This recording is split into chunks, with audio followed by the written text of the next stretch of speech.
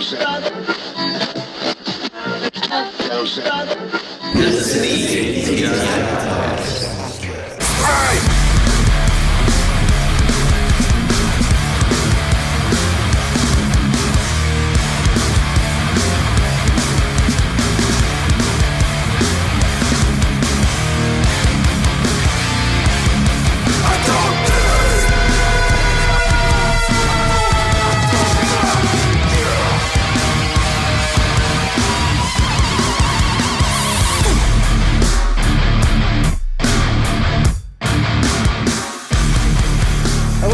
Welcome back to the ATI podcast for episode 133, and we have Waxing On with R&J for episode 32 for us. 32. We got some catch up to do. We've got one fun time for you guys tonight. Unfortunately, we couldn't all be in person tonight. I'm dealing with a bit of a head cold symptoms, so bear with me if I sound a little funky tonight, but we are committed to getting this done because this is something that we work towards, I feel like, year round, guys. You know, we're always having an active discussion about amazing music that we love, recommending music to each other. I know that both of our channels are dedicated to that in various ways. So really looking forward to the discussion tonight and the excitement around some awesome music that came out this year. Hell yeah, me too. Yes, sir. So if this is the first time anyone's joining us, normally, of course, ATI Podcast has its own thing going on, interviewing artists from all walks of life, but primarily bands. And we try to put a spotlight on the St. Louis area when we can. But we've talked to filmmakers, film programmers in that area, actors, actresses, figurative artists. And then, of course, we've got Waxing On here. And these guys dedicate their channel to physical media, occasional artist interviews, and then they have frequent guests, one of which a good friend of ours. Blake is a routine contributor, and we'll have a list for him tonight as well, Blake Worley. So if you guys have been checking out Waxing On, that name should be familiar with it. He's been on your guys' show several times. Yep. Of course, we can't forget the introductions. So again, if this is the first time you're watching, I am Barrett from ATI Podcast. We've got Jake Jackson, hello, Ridge Jackson, the brothers Jackson of Waxing On. We're going to be hitting it all tonight. We're going to be hitting it all. Yes, sir. So the format for tonight, we're going to start things off rapid fire with what we're going to characterize as our honorable mentions. So this is, if we were to put our entire albums on a list, these would rank 20 to 11 on our list. Then we're going to hammer in a little bit more closely on our 10 through 5 picks. We're going to make a brief observation overall about the music of 2024, highlight some particular trends that we were noticing. And then we're going to get real heavy on our last four. We're going to calling this, of course, our Mount Rushmore of 2024, and we're going to give a lot of love to our top 4 albums this year. Of course, we're going to round things out, letting you guys know what we have in store in the coming months and year. So this is kind of a big year-end thing for us. This is kind of what we view as our playoffs or our Super Bowl podcast-wise. Jake from Waxing On is actually going to get us started with our honorable mentions, and he's going to punch off his number 20 through 11 for us. And I want to preface this by this speaking for all of us. These are our favorites. We're not saying these are the best. These are just our personal favorites, ones we enjoyed the most. And I love that all three of us have a variety of different picks here. Yeah, this isn't an objective list. This is more of a, as Jake said, that kind of a personal list, things that speak to us for sure. Absolutely. And I'll start it off with my number 20. It was a great year for country music to me, and I have several on my top 40 longer lists that we'll post later. But I have a few in my top 20, and I'll start it off with the second solo album from Tyler Hubbard, and that is Strong. Great record. Listened to it a lot this year. And then we'll go with number 19 with the sixth solo album from Daryl Hall, of course, of Daryl Hall and John Oates. This is his solo album entitled D. Fantastic record. And if I had to pick a favorite track, Walking in Between Raindrops. That's a really good song. And then 18 would be, speaking of country, another great country album, kind of dipping his foot in country music, and that is Post Malone's F1 Trillion album. Love this record. A lot of great features on here. Good album. Absolutely. Yeah, I enjoyed it. If I had to pick a favorite track, it would be Goes Without Saying with Brad Paisley. Yeah, he does some cool guitar work because Brad Paisley is as everyone knows, is a fantastic guitar player. And a couple of these I don't have physical selections for. For my number 17, that is the brand new Body Count album that just came out, Merciless on Century Media Records. It's Body Count, it's Ice-T, it's everything you love about, especially the last couple Body Count albums. The team of Will Putney with the band is something they need to keep doing that. If it it is working. They did Carnivore too, right? They did Carnivore. They've done Will Putney's done the last few. Yeah. Love the record. If you're a Body Count fan, if you're an Ice-T fan, you will love it. My favorite track is Lion Motherfucker or Do or Die. That was a good one. And Fun record. Number 16 is my favorite St. Louis band, and this is their debut LP on Sunday Drive Records. St. Louis hardcore band, Squint, Big Hand. Barrett and I got to see them live last month at their record release show. It was incredible. My favorite track is Sunshine. I know it's the single, but that song really, really lives in my head all the time. Great lyrics. Love that band. Can't wait to see what they do next. And number 15, State Champs. If there's going to be a new State Champs record, it's going to be on a year-end list of mine probably. If you love good pop punk, check this out. It's Pure Noise Records, and my favorite track is Hell of It. 14, I also don't have a physical release of it, just haven't gotten around to get it, and it's another great hardcore record released on Triple B Records, and that is the Missing Link LP, Watch Me Bleed. Fantastic metallic hardcore, and my favorite track is Glory or Death, and I really liked the song with Gridiron. Numbers on the Board. Dude, that's one a of my great favorite song. Yeah, I told you I wasn't normally a Gridiron fan, but that one goes hard for me. That's probably the best track on the album. Definitely the best feature. One of the last lines, he's like, like you will be hooked to an IV or something like that. It's just 13 is a good friend of the show. We've had him on here. We got to interview him and talked about him many times on the show. One of my favorite rappers and artists in general. This is his second collaborative project with Heather Gray, and that is Asher Roth. Temporary and Heather Gray, Temporary Heaven. Probably my favorite personal rap release, hip hop release of this year. Oh, it's so good. Fantastic. Yes. Spin it all the time. This duo works so well together. This is the follow up from Why Is It So Gray Out? And my favorite track is probably Kiwi. Ooh. Yep. Like I could listen to Sacred on repeat. That's a great song. Man, Yeah. One of my That's favorite solid. tracks Love off it. that. Such good beats. Yeah, I slept on that album a little too long. I've started to become an Asher Roth fan thanks to Jake. And when I heard that album, man, I was thoroughly impressed. And I'll let you guys know that. It's definitely in my... I feel like there's been a lot of good hip-hop albums, especially in the latter part of this year, actually released this year. And it's in the conversation of the best for me, for sure. Hell yeah. I can't wait to hear the 7-inch. I Yeah, wanna hear and plus, that. real quick, I didn't bring it, but we got a 7-inch from Baking the Dessert. These are Yeah. unreleased raps that were beats produced by Logic, and Ridge and I attempted to make this dessert. We did. Barrett liked it. I fucking Yeah, loved Barrett. it. I It was tastes high good. as Good. fuck, and I Good. ate probably like 10 of them. But, so take that for But it. we're gonna see what happens here.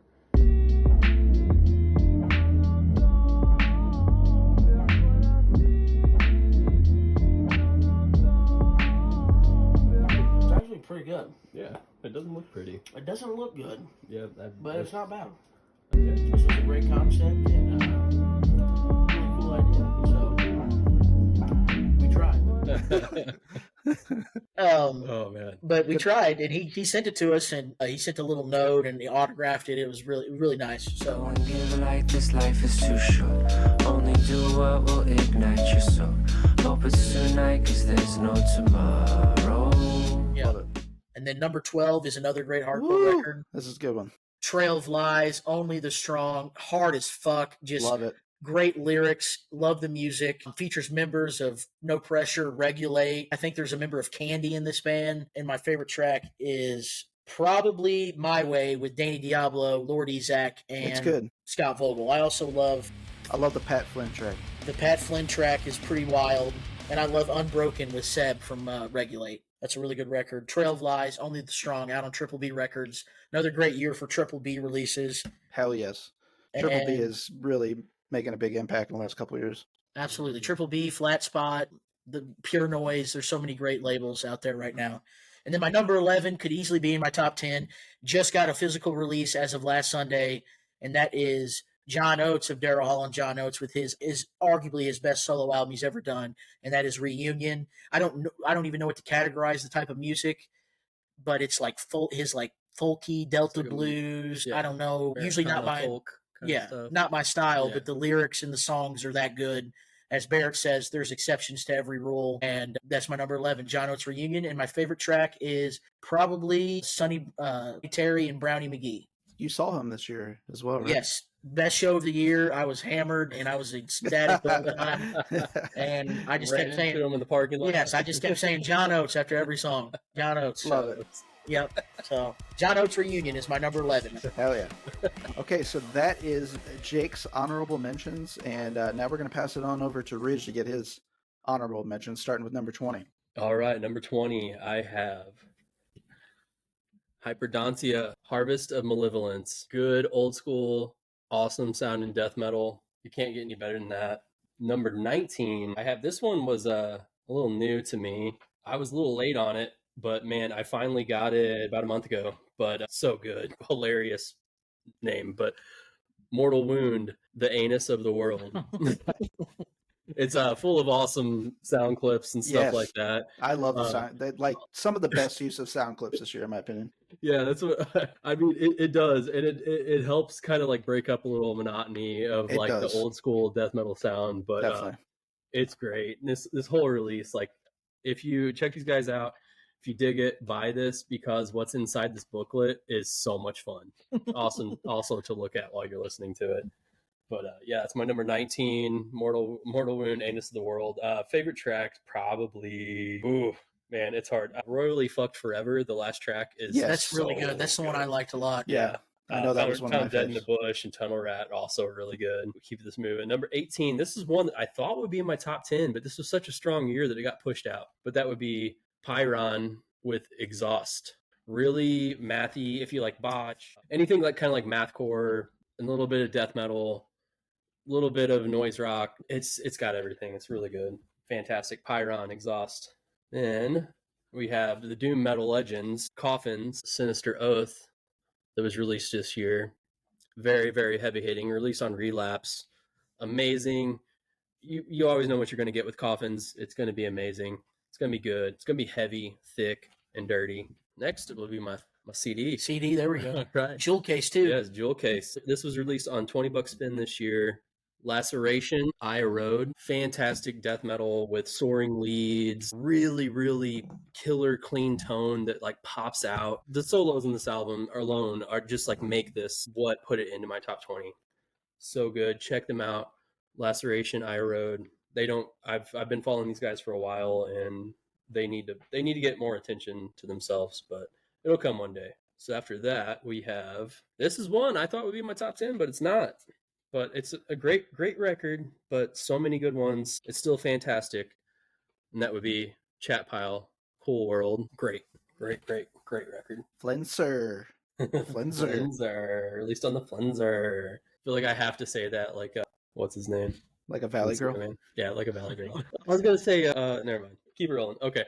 And then at number 14, I have Enter Arma. Legends. New Heaven. Released, I believe, on Relapse as well. Yes. On Relapse. This is so good. So good. It would have been top 10 if it was longer. I feel like I wish that they could have put this on a double LP and extended these tracks out. Me and Barrett also got to see these guys with Paul Bear this year, and it was just fantastic. Blew my socks off, man. That was a bucket list heavy band modern acts for me to see. So fun. Good dudes. You saw them at Off-Broadway, right? Yeah, at Off-Broadway. Yeah, like we were right up in their shit. It sounded so good. The sound of that show was fantastic. So good. Chef's kiss. Spicy meatball. This is a spicy meatball. Yeah. I think Off-Broadway might be my favorite venue. It's between that and Sinkhole. It is. I mean, Sinkhole is good for atmosphere. Off-Broadway. Yeah, and the parking situation was always big with me, but now that's fucked up, so. Yeah, I love that parking lot. Now it's gone. They took that from us. So it's going to go down the list a little bit. Don't forget what they took from us. All right. And from that, we go to number 13, which is Umbilical by Thou. Fantastic sludge record. Released, was this on Sacred Bones? Sacred Bones. Yep, on Sacred Bones. Giving me a bell. Good old NOLA Legends. Awesome record. So good. And this is a long title. This would be my number 12, which is a bit of a, I don't know if you want to call them like avant-garde, noise rock, synth pop, all kinds of different things. But that would be the new record by Shoo Shoo called the 13-inch Frank Beltram Italian Stiletto with Bison Horn Grip. Say that twice. Yeah. I finally found out that is a name of a switchblade because Jamie is a fan of like switchblades. There is knives on the front too. Yeah, I mean it's like the classic Shoo Shoo. Oh, that's their logo. Yeah, but then they put these extra like little swords in there. But this one was an early bird, limited to 700. The rest of them are like all holographic and stuff. Yeah, fantastic record.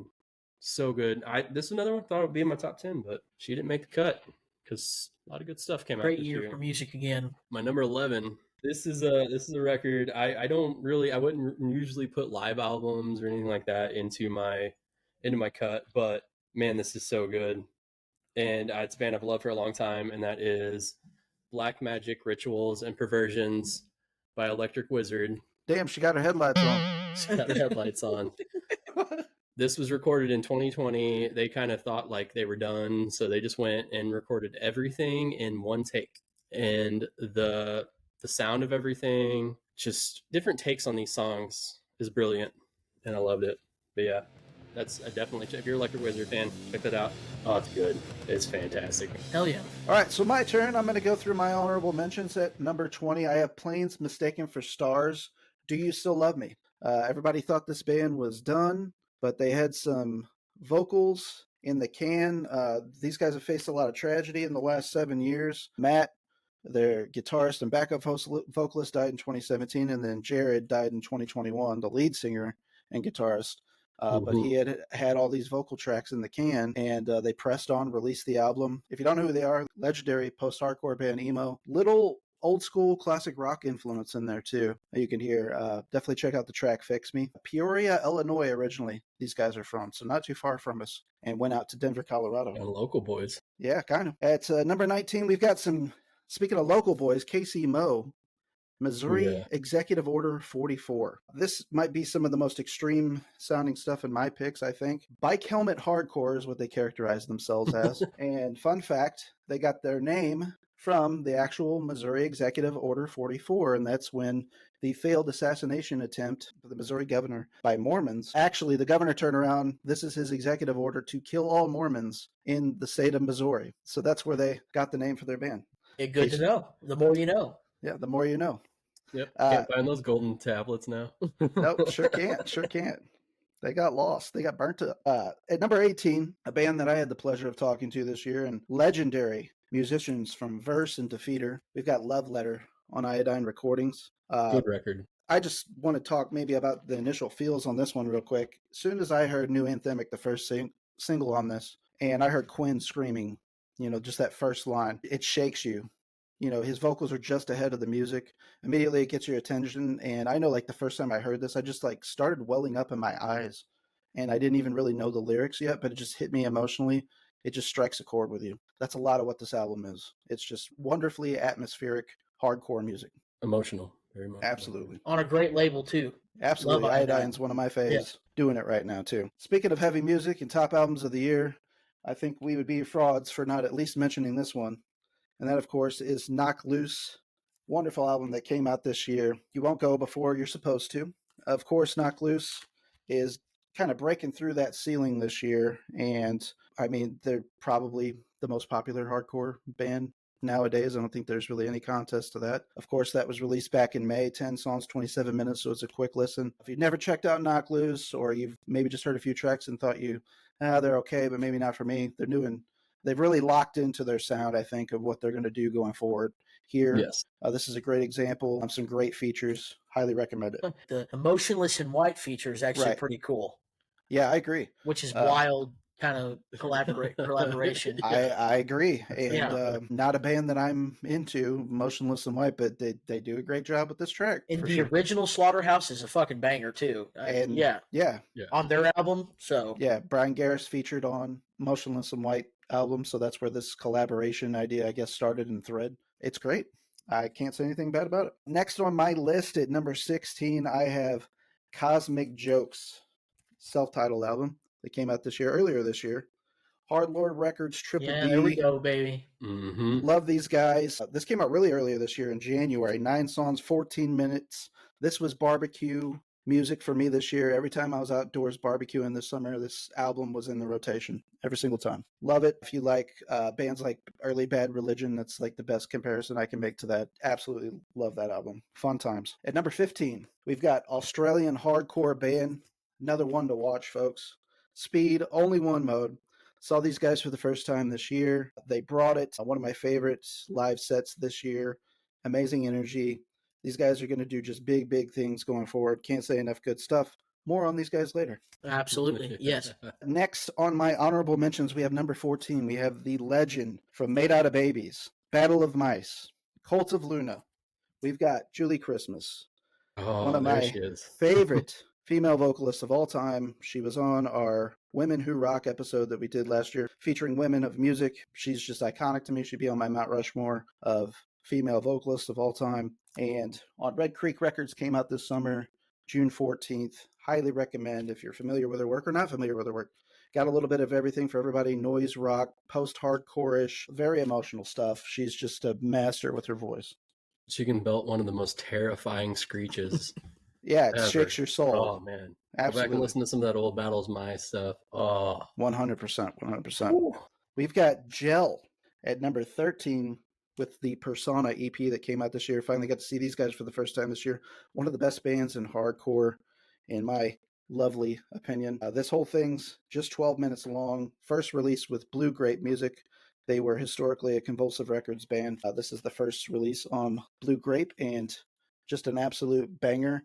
It just like lacked the runtime and songs for me. If not, if it had been a little bit longer, I could easily have seen this in my top 10 for sure. So John Markson did that. They're from New Jersey too, right? They are from New Jersey. Yeah. Yes, they definitely are from New Jersey. This next one, the legends have come back to reclaim the throne right here. Lovely, lovely, iconic band, one of my all-time favorites. Songs of the Lost World. 8 songs, 49 minutes. The best band of the 80s, in my opinion, is reminding you why they're so great. Check it out. One of the And best then- bands to keep going. I agree. More about that later. Yes, More more on about that one You'll later as hear well. more about that later. And this album, this was one, just like Jake stressed, it was really hard to keep out of my top 10. You know, I had to, again, think about things about replayability. This is an artist that kind of speaks to your soul. And to me, like, the listening is appointment. However, re-listens require a certain state or mood to get locked into because she's so atmospheric. That's Chelsea Wolfe, one of my favorite artists again. Just absolutely amazing. This album, I'll just have to be honest, like whenever artists do these interviews about, you know, this album's my first album sober and things like that, I'm kind of just being a fan of music over the years. A lot of artists I started to like less, and you know, I just don't know what it is. Something changes sometimes. So I had my preconceived notions with this. Listened to it, was totally floored. This might be my favorite thing that she's done since Unknown Rooms, and she has a lot of great records. I cannot recommend this enough. It's kind of a weird title. She reaches out to she. It gets a little confusing. It's kind Yeah, of it's like never repetitive, tongue yeah. twister. Thing. Yeah. Yeah. with the repeating circle there. She And did a collab album with Converge, right? Yeah. She Blood did. Moon. Blood yeah. Moon. Yeah. Yes. Yeah.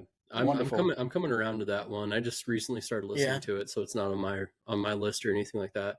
But I've heard like the comparison to Unknown Rooms and just like everything in her catalog, just like it is all put into that one record. Yeah, this is definitely an eclectic masterpiece for her. It showcases everything that she's done well. And on Loma Vista Records, so Military Gun, Health. Yes. Label same, mate. Same label. Yeah. So I didn't know that that. Very concludes my honorable mentions, gentlemen. So that is 11 through 20 for me. So now we're to that portion of the program where we're going to start hitting those numbers 10 through 5, and we're going to keep with the current rotation. So, Jake, what do you have at number 10 on your list? All right, so we're going with favorites, and I also part of my top 10 consideration is albums I listen to the most. And if we're being honest, my favorite country album of the year, I listen to this shit all the time, and that is, even though he released Sunshine State of Mind in 2021, he considers this his debut solo album, and that is Brian Kelly with Tennessee Truth, the other half of Florida Georgia Line. And this record I played all the time at the pool, drinking, touch tunes when I'm hammered, throwing on my favorite track, Trucks, Ducks, Bucks, and Beer. It's just a lot of fun country record. The standard version, not the deluxe version, the standard version with no bonus tracks that we don't have to talk about. But yes, I've played this record all the time, and it's produced by the legendary Dan Huff, who produced a million country records. Yeah. He even contributes some like cool solos. It's pretty rocking in spots. It's got some great titles on here. We got Dirt Road Date Night, 10 O'Clock on the Dock, which was a track of the week, and he actually collaborated on we got like 900 likes or something, which I thought was crazy. Yeah, definitely. See You Next Summer, which was getting a little airplay. I think it was a top 40 hit for him. And then Doing Nothing, and then the closing track. I love a great closer, and this has one of another favorite track, and that's called Kiss My Boots. and the chorus Kiss is my boots. cranking Hank, drinking Jack, and you can kiss my boots. So that's my number 10, Brian Kelly, Tennessee Truth. So Get it? Get it? Yes. number 9 is another great hardcore release released on Flat Spot Records. Actually, just got this at Record Store Day. I talked about it on the last episode, and that is the self-titled EP from Life's Question. 6 Love it. tracks, I think about 18 minutes long. I've seen these guys live twice. They put on a great show, and this is just one of the most unique hardcore bands to me personally going right now. Here's a pic of the band right there. Love that shit. Just Husband a and great- wife duo in the band too, Yes, right? Abby and Ridge Ryan. They Yeah. both play guitar in Yeah. the band and sing. And Abby's a great singer. I think it's a cool She is, change of pace. yeah. Like when she does the clean vocal parts, like on the Something Out There, she really takes the lead on that. That's a great song. The first single, When I Meet God, incredible lyrics. I'm a big lyric guy, and he's got just all kinds of great lines. Like on 10 Years, track 5, it says something along the lines of, fuck what happens today, tomorrow is just a dream away. I don't know, I just really like that line. And great musicianship, ripping solos, fast parts, mosh parts, even the first track, they're Light Me Up, they're just jamming in the beginning of it. Oh, Like, yeah. Rock and roll, baby. yeah. So, and I know that they're did an article and they're very influenced by like Faith No More and Van Halen. Van So, Halen, yeah. I could definitely see Van Halen in a little bit. I really love that record. yes. And if you haven't seen these guys live, you need to. They're great. Life's Question, self-titled EP on Flat Spot Records, number 9. And another great hardcore release on Iodine Records, as along with Love Letter, and they're back. First new music since 2005. Barrett and I had the pleasure of seeing them at Furnace Fest, which they Right don't up there. play shows ever, except for really like Furnace Fest or like a couple hometown shows.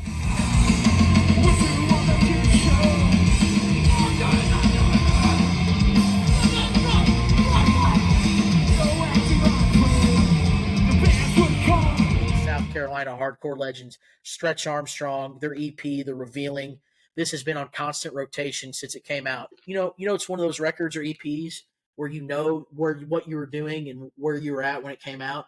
This surprisingly dropped on my way back from Springfield, seeing Life's Question, Koyo, One Step Closer, and Anxious. And they've been teasing a little bit of something, and then they just, bam, no singles, nothing. Just dropped the whole EP, and I was hammered on the way back, and I was like, I cannot wait to listen to this, and it blew me away. And I just want to read the hype sticker because I want to, because it's You cool. actually kept that hype sticker. Because it's that cool. It says South Carolina hardcore legends return with their first recording in almost 2 decades. The Revealing includes 6 frantic and unflinching songs full of sing-along anthems and crushing breakdowns produced by Steve Evans, who also produced Glassjaw and Hatebreed, and features guest vocals from Lou Kohler of Sick of It All, who is on Take a Stand. And we are all wishing well wishes to Lou from Sick of It All.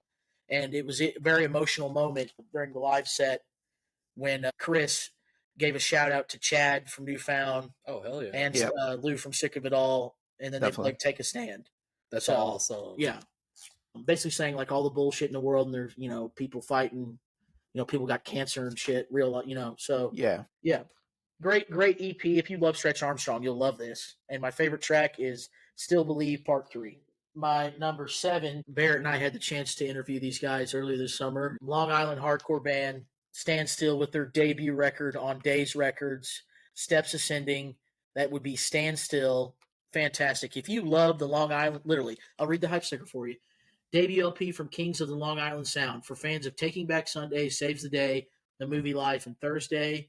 Guest features from Pain of Truth, Michael of Pain of Truth, and Crime and Stereo, both Long Island great bands there. So if you love that sound, if you love melodic hardcore, listen to this. You won't be disappointed. And my favorite track is probably In My Blood, which is dedicated to Long Island, and it's love the lyrics, and it's basically about getting into music and how you got into music and someone showing you music, and it's just really, really in the riff lives in my head. So Stand Still, Steps Ascending.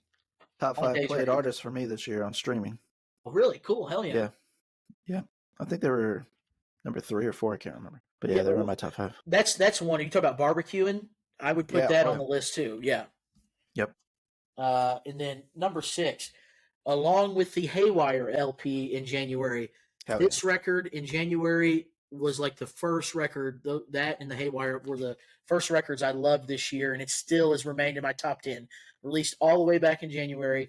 That is the self-titled album from pop punk greats Neck Deep. Basically, love the expression of them getting back to the self-titled, basically meaning kind of just we're just gonna make a fun pop punk record. And if you like pop punk, I don't understand how you don't like this.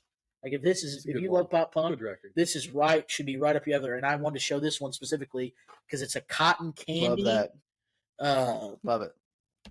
whatever colorway, and I just think that's a cool cotton candy. And Talking Move. about language. Move that gigantic cotton candy. yeah, and I even got the puzzle for the album, and I need to bring it over here and actually do it. Yeah, we gotta do that. I still Yeah. got the record space puzzle, and then Barrett also gave me a Big Lebowski puzzle, so gotta get that going.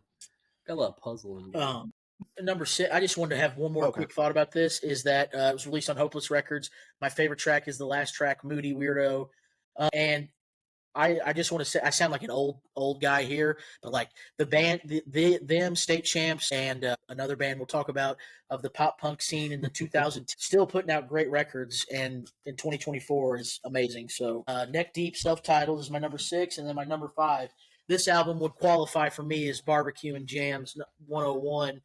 Another great hardcore band that's on the rise, and I think more people will in 2025, especially with the tour they're about to go on, will know about them. And that is the LP from Space Buffalo hardcore band. This is all we ever get. Love it. Quick listen, like 8 tracks, like about 16 minutes long. Very quick listen, and every song, it's just great hardcore punk music with lots of grooves, positive lyrics. Puts me in a good mood. And it's on the iconic Revelation Records label, and we got to see them at the Sinkhole, which is one of my favorite shows of the year. I agree. Easily. It was great. Yeah, They're putting on a good show. and my All favorite the bands were great. absolutely. Mm-hmm. And my favorite track would be probably Big Picture or The Difference. Those are 2 that I go back to the most, and I could see this album out of all. I mean, I'm going to play my top 10 after this year, but I could see this one staying in the rotation for a long, long time. Yeah. Because it's that good. So that's my number 5. Yeah. Spaced. That one almost made my top 22. I really love that one a lot. And fantastic record. Can't say enough good things about it. Absolutely. That's a good solid 10 through 5. Absolutely. Absolutely. A little bit of variety. Speaking of variety and a solid 10 through 5, Ridge, what do you got at number 10? At number 10, I have Spectral Voice, Sparagmos, whatever you want to call it. This is just fine quality death doom from Denver, which most of the members from Blood Incantation and a member from Black Curse are in this band. It's all around. It's an experience, just full on, just like put it on, listen to it. It's going to blow you away. Like Be Cadaver is absolutely just nuts. But then when you go to the B-side, the first track on the B-side is just pummeling. If you like really cavernous, nasty, gnarly death doom, you got to go with Spectral Voice Sparagmus. It's released on, I believe it's on Dark Descent also. Yeah, Dark Descent. It's a fantastic record label. They do a lot of stuff like for the early Blood Incantation, Crypt Sermon. I wish I would have had a copy of that to show off on here, but yeah, they've got a lot of good stuff in the tank, so definitely check them out. That was my number 10. Definitely one of the more definitive sounds, like recording-wise, engineering-wise, with a purpose, I think, this year. That was one band, like, they played the off-Broadway, and I am very mad at myself that I did not go, because they played there and they made the whole house turn, like all the lights were out while they played. So it was, they just played in complete darkness. That's pretty cool. Yeah. So that would have been like amazing to see, because that is the perfect music to see in that setting.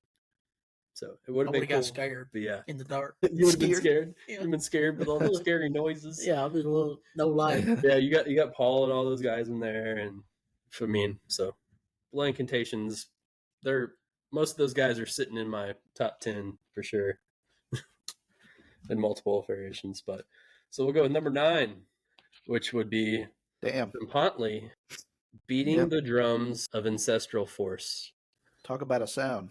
One of tonally the heaviest records of this year. The way that you've got so many you want to talk punishing. about like guest features and stuff. There are so many people on this record. You got people from like Siverus. You got a lot of people on here. Teeth. I believe there's some people from like Zabalba and stuff on this Yes. too. Yeah. Which I mean, this is a member from Zabalba too. But yeah, I would say favorite track, but they're all in Spanish. So yeah, all of them. I pick all of them. All of them. I'll pick all of them because it's just such a good record. Released on $20 spin. If you want some really good death noob, baby, with some of the heaviest tones, check that out. Number 9. That one's getting a lot of critical love, and deservedly so. Which it should be, because I mean, like their first album was really, really good, and a lot of people are still sticking with that over this one. But man, I can't get enough of that. I've spun this a lot. Like most of my records that I'm talking about here in my top 10 are ones that I have played to death. Yeah, like that's my criteria for my top 10 as well. Yes, so that was my number 9. We'll go to my number 8, which is also probably, in my opinion, on my list, tonally the second heaviest record. No, this is probably the first heaviest record. This is heavier than this. You got a lot of heavy shit on your list. I mean, like I'm talking about like tone, like just like Yeah. like this is probably the number 1, and that would definitely be "Empty" by Bong Ripper. God damn. I That mean, is a great album. You can't get doomier, stonery, sludgy than Bong Ripper. From Chicago, fantastic record they released. 4 tracks, absolutely crushing, instrumental. But they are one of the bands that can do doom stoner stuff instrumentally, and you don't get tired. Like you don't want to turn it off. I will say they do some like, it's kind of weird in the mix, but like talk boxy stuff on this one.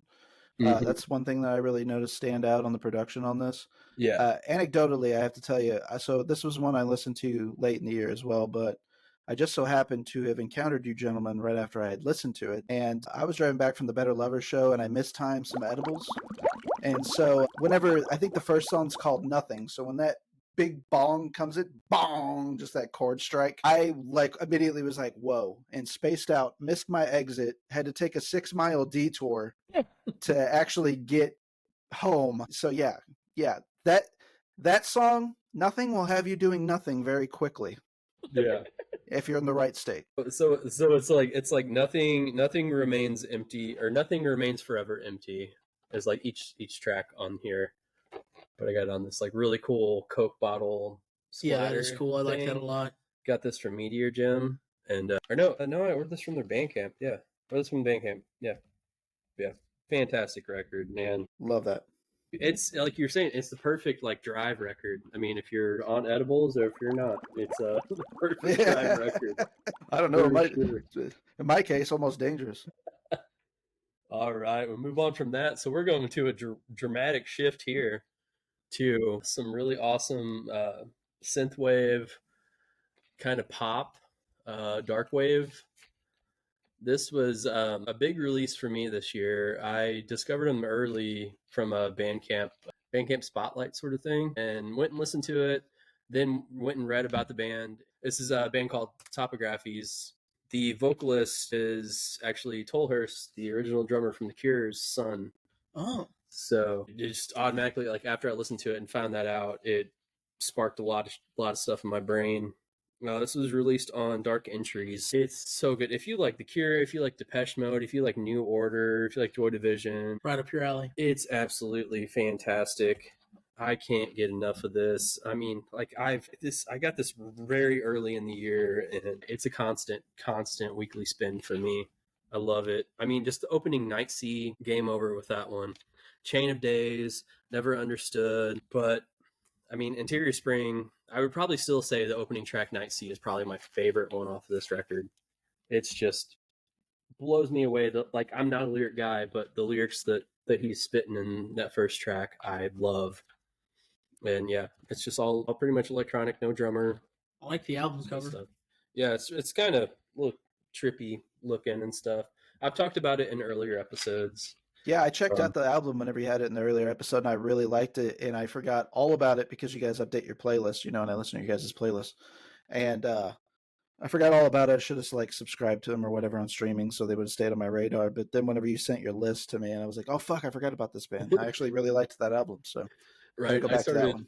I started like compiling my list and everything, and I was like, "There's something I'm forgetting. There's something that was like heavily played." Yeah. And then seen it in the flip bin. Yeah. There you go. Put that one in there. That's amazing. Oh yeah. That's it's one of the Cure Daddies. Like That was number 7 on your list. So next 7, is 6, right? Graphics. Yeah. Number 6, we have possibly. I mean, I got a couple Death Doom records on my top 10, but this I will say is the top.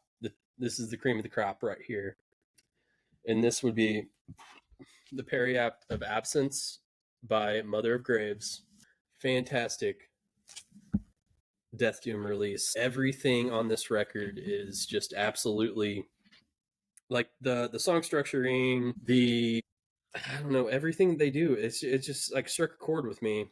It's very in the vein of like Catatonia, My Dying Bride, that kind of form of like Death Doom, where it's like sad, hopeless, the stuff that I love. Like it was so good. There's no PMA in there. Yeah, No PMA. Light on the I don't PMA. know. I feel like there are glimmers of hope. Like as you get into the B side and get into the second, like the last 2 tracks, you get a glimmer of hope. It's not all sadness, but yeah, it is very dreary, melancholy. Like it's such a good record, and these guys are not anything huge. Like they are grassroots. Like I mean, they're just working it. Like they're fantastic. I love these guys, and yeah, I couldn't recommend this anymore. And that's my number 6, Mother of Graves, Periapt of Absence. Really good. Friend of the show, Caleb Tripp, last episode, he won the giveaway. And Yeah, he won the giveaway of the of the extra record Yeah. that they had. Yeah, there was only 200 of those made, so that was really cool. Very limited. Perks of watching the show. Yeah, so watch the show because this next year coming up, 2025, I like doing giveaways, so I think that'd be cool. Pull some stuff out, do things. So watch the show, watch ATI, watch Waxing. Watch it all, baby. Yeah. All right, let me wet my whistle You're here. gonna wet the whistle. He coming in with number 5 now. Got my last one here. Let me wet my whistle. Then we'll go to number 5. It's a big one here, and this is a sledgehammer. We're not talking Peter Gabriel. No. Because if we were, we'd be talking possibly the greatest song that's ever been written. Yes, one of them. Yes. But instead, But it's like I was like, yes. I don't know. but instead, we're talking about one of the most pummeling death metal records of this year, and that would be More Insane by UNDEATH. You can't. This is meat and potatoes, baby. This is straight It up is really good. meat and potatoes, hooky, grooving death metal, memorable. You remember every track. It's so good, man. Yeah. I think there's something to Blade. Drop the Blade. Drop the Blade, That's really my favorite. good. Bounty Hunter. Bounty Hunter rules. Dude, every single track on this is absolutely good. I mean, these guys know what they're doing. They're doing a good job. They know their instruments. From what I know, most of them are. I think a couple of them are like have went to like Berkeley and stuff, and they know their instruments on this, and they know their death metal. Number 5. Great Well, live insane. band too. Oh. Tons of energy. I'm jealous that this. I've loved these guys forever. Got all their discography. Who did you see him with, Jake? And you I got saw to him go with see 'em. Kubla Khan. Okay. And Thy Artist Murder. And, Was it and Sorry, Justice Mix? for the Damned. at Pretty Pops? wild. No, at Red Flag. Oh, Red Flag. Yeah, I believe Aaron Lewis, your brother, was there. I think I Okay. saw him there. Yeah, That's where you got me. I got 'cause that I did- flag over there, that banner. I didn't get to go, so Jake got me the biggest flag I've ever seen. Is Yeah. right over there, and it is like it's ungodly big. He's got like a It's hardcore from the- frontman energy, He does, and that's one thing that I love. and he about encourages Participation. violent fucking because Yeah. they have parts that are definitely where the karate gets kicked. Yeah. that is one good thing because they're one of the biggest like in my opinion one of the biggest like modern death metal bands. Like, Yeah. because you got like 200 Stab Wounds, you have Frozen Soul, and they each have their different sound. Definitely. But Undeath is like party death metal in a way to Yeah. me. Like, it's just like I get in a good mood, feel good. Oh, I Am was at that show. Can't Like, disrespect oh, yeah, I Am. yeah, I I Am. forgot about I Am. I Am. Sorry. Toured with Maul. Yeah. Yeah. Good stuff. I Yeah, am that's my number. whatever you say I am. Yeah, dude, I'm just like, that is one of, oh my god, that is such a good record. But there was the top to that. But yeah, number 5, Undeath, More Insane. Can I comment actually about the album art that it is Oh, a yeah. It is a continuation. It is a continue. That's what it's like the Code Orange thing last year for my album of the year. It's a similar thing where it all layers together. It's all one. Like, that's what I really like. Yeah, that's really cool. The head that's getting chopped off by this plant guy, which we talked about in an episode prior, is the head. Apparently, the head that's on More Insane I love that shit. from That's cool. from Legions of a Different Kind. Yeah, which is cool. And the next album will be the interior of that brain, probably. I hope so. Right? Love callbacks. Love it. It's really fun. Yeah, but and I mean, they kept the same style with Rise from the Grave, like on this one, which is what I have the poster of over there, or the flag of over there. So, Nice. yeah, both of those are Bandcamp exclusives that I got. I got lucky each time those records dropped. I was like somehow doing like a grocery pickup during like COVID or whatever, and they like popped up like, oh, here it is, and I would just like get it and pound it. So I got 2 rare Undeath records, but yeah, and that's a Cadaver swirl thingy. But yeah, that's my 10 through 5. Very nice. Very nice. Solid good stuff. All right. Everything wasn't metal. I had one Yeah. one pop It's the record. list. Yeah, absolutely. Fuck everybody else. All right, I'm going to fly in here with my 10 through 5 gents, and I'm going to start things off with a little band. Infant Island's Obsidian Wreath here. This actually came out very early in the year. This came out on January 12th. It's 10 songs, 36 minutes. It's on Secret Voice. So this is actually Jeremy Baum's label from Touche Amore.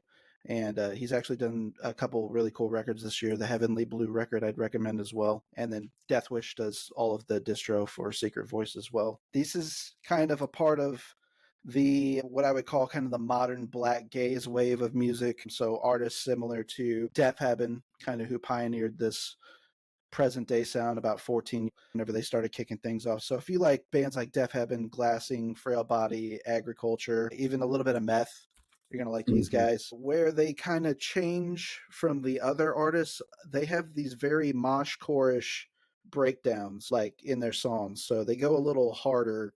I think there's a little bit more of a hardcore influence in what they do personally. And I know this is one that when I'm, wanting to listen to something angry, that's a go-to record for me this year. I love it. Just a unique sound, well mixed, fantastic. And I think these guys are going to do big things going forward. Former guest of the show, we've got, we talked to Maha and Matt of No Man this year, another Iodine Recordings band. Matt actually recorded this album, and so we talked a little bit about that. I had to sidebar because he dropped on me, he recorded that album, and I was like, holy shit, that's going to be in my year-end list. I said that way back then. You had a track of the week of that band this year, right? Yeah. Yes. Yeah, sure I thought did. so. Yeah. Barrett also turned me on to them after a show one night. Yeah. Just ripped that album. Yep. And Yep. We were ripped and we ripped that album. Rip torn, baby. Tore up from the floor up. All right. So talking about tore up from the floor up, same record we actually spun on that night, Ridge. Yes. And that is going to be Frail Body's new album, released on Deathwish this year. Yeah, buddy. 3-piece from Rockford, Illinois. So again, not too far from here. I actually didn't realize that. Wow. Until I checked it out. Artificial Boutique. And man, this is an amazing album. It's got 11 tracks, about 40 minutes long. Mentioned it came out on Deathwish Inc. this year. I would say that this would be for fans of bands like Blind Girls, Infant Island, who we just mentioned, Dreamwell, Islet, some similar sound there. Really cool thing about this, it was actually mastered by Jack Shirley. So that name might sound familiar because we talked to Jerome's Dream on the podcast about this time last year. And not only did Jack Shirley do the Jerome's Dream last year album, but they've done Loma Prieta. They've done stuff for Death Heaven as well. So this kind of leans a little bit in that black gaze stuff we talked about earlier, but this is more so like melodic black metal, post-hardcore, a little bit of screamo. So again, a part of these waves of bands that I mentioned, they all sound a little bit different, even though they're kind of a part of the same wave. Another great album that I wish I would have had in my top 20 this year, Glassing. I'd recommend if you like Glassing, check these guys out as well. Just a really great record. Has a veracity and a darkness to the album, but there's still a rawness to the recording, the tracks. They're just a 3-piece power trio. So definitely check that out. I love a power trio. You know I do. Me too. Especially when you can pull it off and have a lot of nuts still. Yep. These boys got big old balls. Ranking Mars, wheelbarrow, baby. Yeah. Or Dan Campbell, Dan the head Campbell, coach of the too. Lions. Yes. Yes. So hopefully it doesn't backfire. Like Yeah. It did. Yeah. I hear you. They're Yeah. winning it. Job I bless hope them. so. I hope Shot. it's Bills and Lions in the Super Bowl. Oh, me too.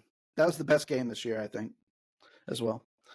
So we're going on to number 8. Number 8. If you check out our channel, you know that this is a band that I love a lot. Finally, we'll get to see them at LD coming up in the spring. And these boys know a little something about that. It's going to be a great time. But we're talking about High Vis's guided tour. Days Records. High Vis is one of my favorite post-punk hardcore bands right now. They're kind of that perfect hybrid, like kind of Modern Ceremony would be another band that I would kind of compare them to. This got 11 songs on it. It's 37 minutes. This is an album they've kind of been building for like over a year or close to a year. They've had some tracks out there lingering. Mob DLA was one that came out pretty early. To me, the strength on this album, actually, Jake, you talked about good finishers earlier. This has the best 1-2 punch finish for me on all of my picks this year. How it ends with Mind's a Lie and then it goes into Gone Forever. And I actually randomly checked out a podcast that Graham, the lead singer, did.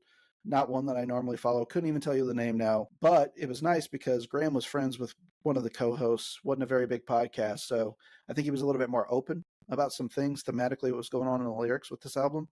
So I found out that he, after a very serious relationship over in the UK, found somebody stateside, blew up his whole relationship, his whole inner circle, all of his friends, and then also went into sobriety.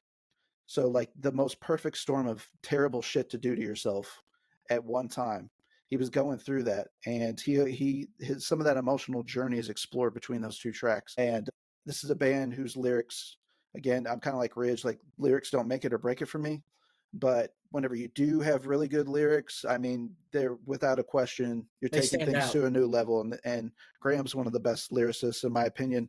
He has that working class, / soccer hooligan vibe going on with him. And I just absolutely love High Vis. They can do no wrong. So that's the big highlights there for me on that album at number 8. I just wanted to also say, speaking of podcasts, I really enjoyed his episode he just did with Toby a couple weeks ago. I still got to check that out. I Okay, haven't made it yeah. that far. I'm a little backlogged. Yeah. I just got through that nearly 5 or 6 hour fucking Josh Pat Flynn Brolin? one. Oh, Well, the Pat Flynn Josh one. Brolin was 3 hours Okay. also, but yeah, that was a hell of a trip. Toby lets him rip sometime. He's just he'll bust out the 5-hour ones for sure. And when I start getting into that more than an hour and a half range, I feel like I'm long winded. But damn, man, woo, that was a marathon. All right, number 7, a band that I have seen 3 times this year and not been a band that long. Better Lovers, highly irresponsible. Some of my favorite album artwork. Jordan Buckley, formerly of Every Time I Die, now of Better Lovers, always did their artwork. I just love the design. I got an Ooh. awesome splatter here. That's a really cool splatter. I like that. Yeah, sharp tone, one of 1,500. It's the tan with red splatter. Whenever I buy splatters, I go with the ones that I most aesthetically like because I'm going to be watching. I don't care if it's the most obscure or whatever because I always want to envision myself standing in front of the record player, seeing this spin on the turntable and the enjoyment of that experience. Or even if it's, kind of in the chamber, in the queue, kind of standing, just looking at it, I just get a joy out of checking things out. So that is my decision making on splatters personally. Sidebar. But this came out October 25th. 10 songs, 35 minutes, Sharp Tone Rex. I mentioned all these guys more than anybody this year. I mean, I feel like these guys are a live band, though. And I'm telling you this, and I I have agree them with in my that. top 10. If you see these guys live, that's the real experience. That's really who this band is. When this record came out, it was kind of shocking to me, and I actually finally understood why. And I think a lot of people might have my same experience. I'm in some of like the Better Lovers groups and stuff on social media. And that is, they literally were writing this record on the road because of limited time. Greg Puciato, the lead singer, he does his own solo stuff. He sings for Jerry Cantrell, and he's in this band, and he's shooting his girlfriend's videos. Which I Reba love the new of Reba Code song. Orange. Can't wait for the Yeah. record. So Yep. this guy is busier than a one-armed fruit merchant. Wait, so wait a minute. I have to sidebar you here. Jerry Cantrell's put out a new record this year. And I've been seeing it on a lot of year-end lists. So Greg is the singer on that album? Jerry sings still, but Greg tours with him and sings all of Lance Staley's parts. Oh, so on he all of the does. So songs. Greg doesn't do any of the Jerry solo stuff. I'm not aware of him doing the stuff in the studio. I'm sure that there's instances that he was, but I am not an expert on solo Jerry Cantrell. Okay. Either, Because so I don't know. I didn't know if you listened to I it, could be but wrong. Ridge and I were talking about how it's on a Yeah. lot of people's Yeah. year-end lists. I do like On the Jerry radar. Cantrell. It's just something I didn't get into this year Yeah. personally. Yeah. There was tons of good shit this year, as you guys know. This year has been stressful. It has been. This was the hardest year in any year that I've been making lists, and I've been making lists for 20 years. I didn't even know fucking Almost now. Pearl Jam put out a record. I've been seeing that on people's end-of-year lists. That's crazy. Or Smashing no clue. Pumpkins. No clue. Well, I knew I both barely of knew them about did, that. but Yeah. I never gave it the time of day. I've just been seeing a lot of high praise about him, so I was sorry for the sidebar, but Yeah. That's you all said good. Jerry Cantrell, so I had to ask. Yeah, for sure. So the last of what I want to mention on this Better Lovers album, to kind of round out my point earlier, the reason this record sounded weird to me was because they were literally writing this on the road as they were performing. I saw them on their first tour ever as a band, and I think we were the second or third date. We were the second date to sell out, I know, which was St. Louis. Packed out room at Off-Broadway. These guys went off. They went bonkers. Well received, but so each time I heard them, I saw them there at first. The second time I saw them was at Furnace Fest, and then the third time, which was in October, and the third time that I saw them was, just recently, December 7th. I was mentioning on the drive home.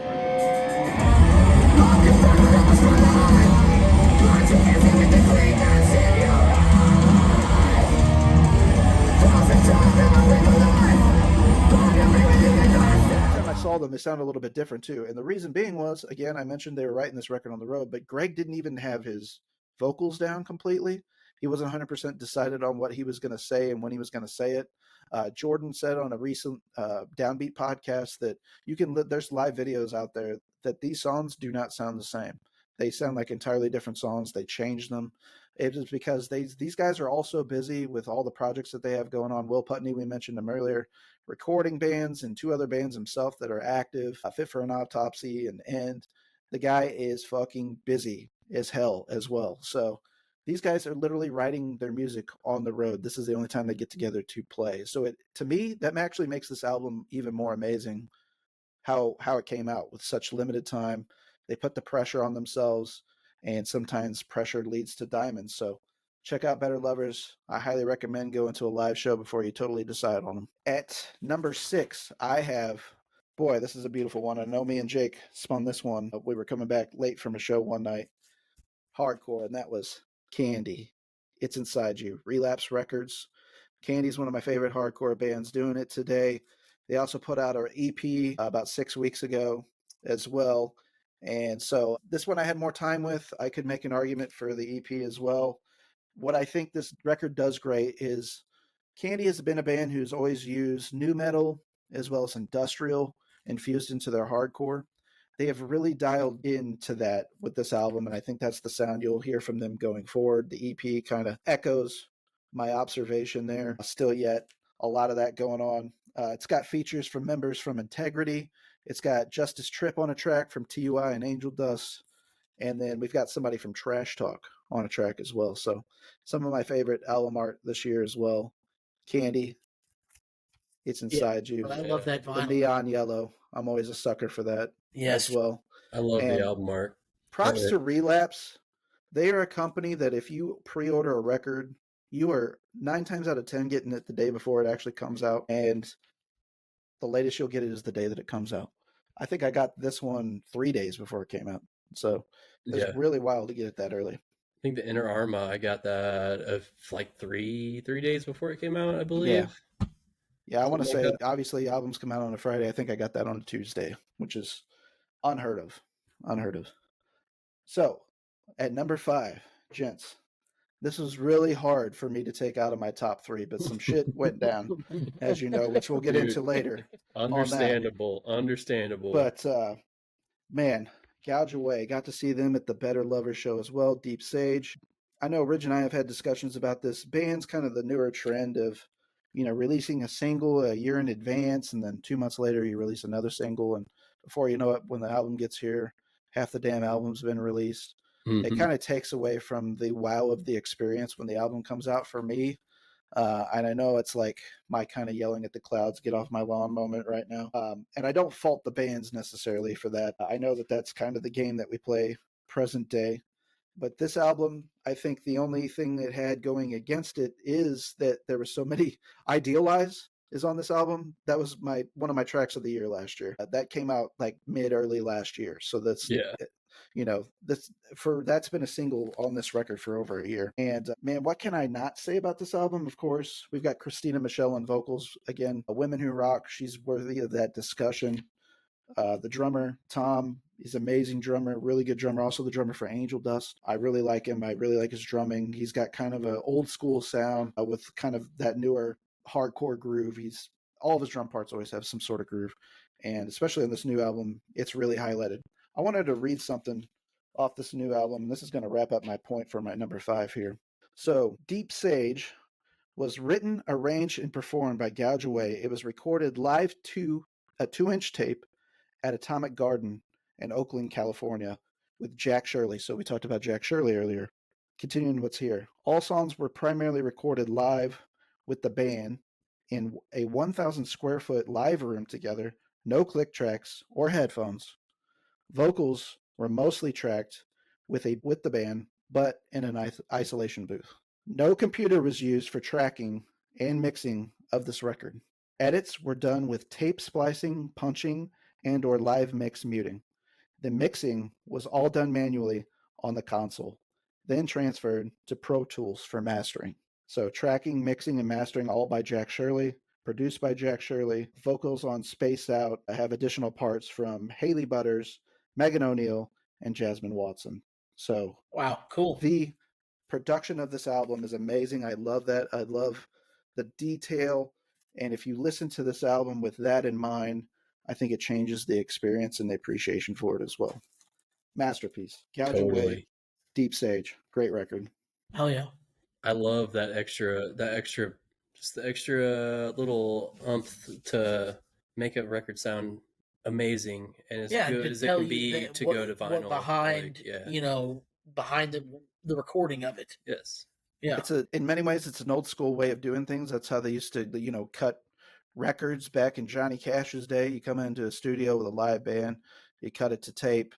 That's not how things are done present day. Everything's done digitally, some often remote. People aren't in the same room, in the same studio at the same time. Certainly not typically full bands. I mean, this is a modern feat. And listening to the record and the execution of the instrumentals, it's crazy that this is a live to tape. No click tracks. Let's go. No headphones. It's crazy. It's absolutely nuts. I have so much love for this. That's one thing that I hope with the like resurgence of vinyl and stuff like that, and just like people chasing that quality, if more bands will go in that route, and I hope they do, because man, like old records, the way that they used to do it, that same way that you're describing, it sounds phenomenal. Like you can put like an old record up from like 1970s up against something new, and it's just going to blow it out of the water. Like, and it has to do with the way that the same way that you described. Like, that's the way they did it back then. Sounds so good. I've always been a firm believer, like there's an energy with live recordings too. Oh, like always. This, that you just can't transfer. There's just it's the next best thing to standing right in front of the middle of the stage at a live show at an amplifier, blaring right in your face, and, the lead singer sweating and spitting on you. Especially in this case, it would be welcome. I'll just say that. This dog's going to get back in his cage, and we're going to get back to making some sense around here. So 2024, a year in review, a big observation that we wanted to lean into. With each of these episodes that we do, these year-end podcasts, we always like to try and make an observation in music. The first year that we did this back in 2022, my big observation was the depth of quality rap albums that was released that year, especially heavy loaded on the back end of 2022. 2023 was women were taking over music, and we identified many of those artists. I had like a punch list of 20 or so artists. This year, I think the thing that needs to be documented is hardcore breaking over into the mainstream. Subsequently, you have to mention Knock Loose leading that charge, but there are others following suit. So let's talk about the Knock Loose piece. Of course, Louisville hardcore band. They were in my picks earlier. In 2024 alone, they've achieved several accomplishments. Possibly the biggest thing and most notable to really convey their importance is the fact that they literally were charting on Spotify's Viral 50 in the U.S. higher than Taylor Swift this year. So that is a huge deal because Taylor Swift is one of the biggest artists in the world regardless of genre. So that tells you how hot these tracks were burning this year for Knock Loose. Rock Sound Artist of the Year. They also have a Grammy nomination this year for Best Metal Performance in the 2025 Grammy Awards for Suffocate featuring Poppy. This is their first ever Grammy nomination. They received Album of the Year from Kerrang, so one of the more notable heavy mags out there in the world. They've had a lot of chart success as well. They debuted at number 1 on 3 Billboard charts, and that was the independent albums, hard rock albums, and indie store albums. It also reached number 23 on the Billboard 200 chart. So this is unheard of. Which is the main Billboard album chart, the main Correct. one, and that is a very big accomplishment. Because I think A Different Shade of Blue went to like 30, so they're just climbing it every time.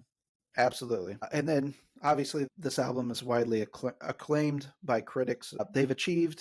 They were, I should say, at one point, over 2 million monthly listeners on Spotify. They just did Jimmy Kimmel Live with Poppy doing Suffocate which was incredible, man. Yeah. In the rain. Yeah. I mean, there was just so many things like that just, I don't know, it's like literally, not to use a easy pun here, but, it was the perfect storm.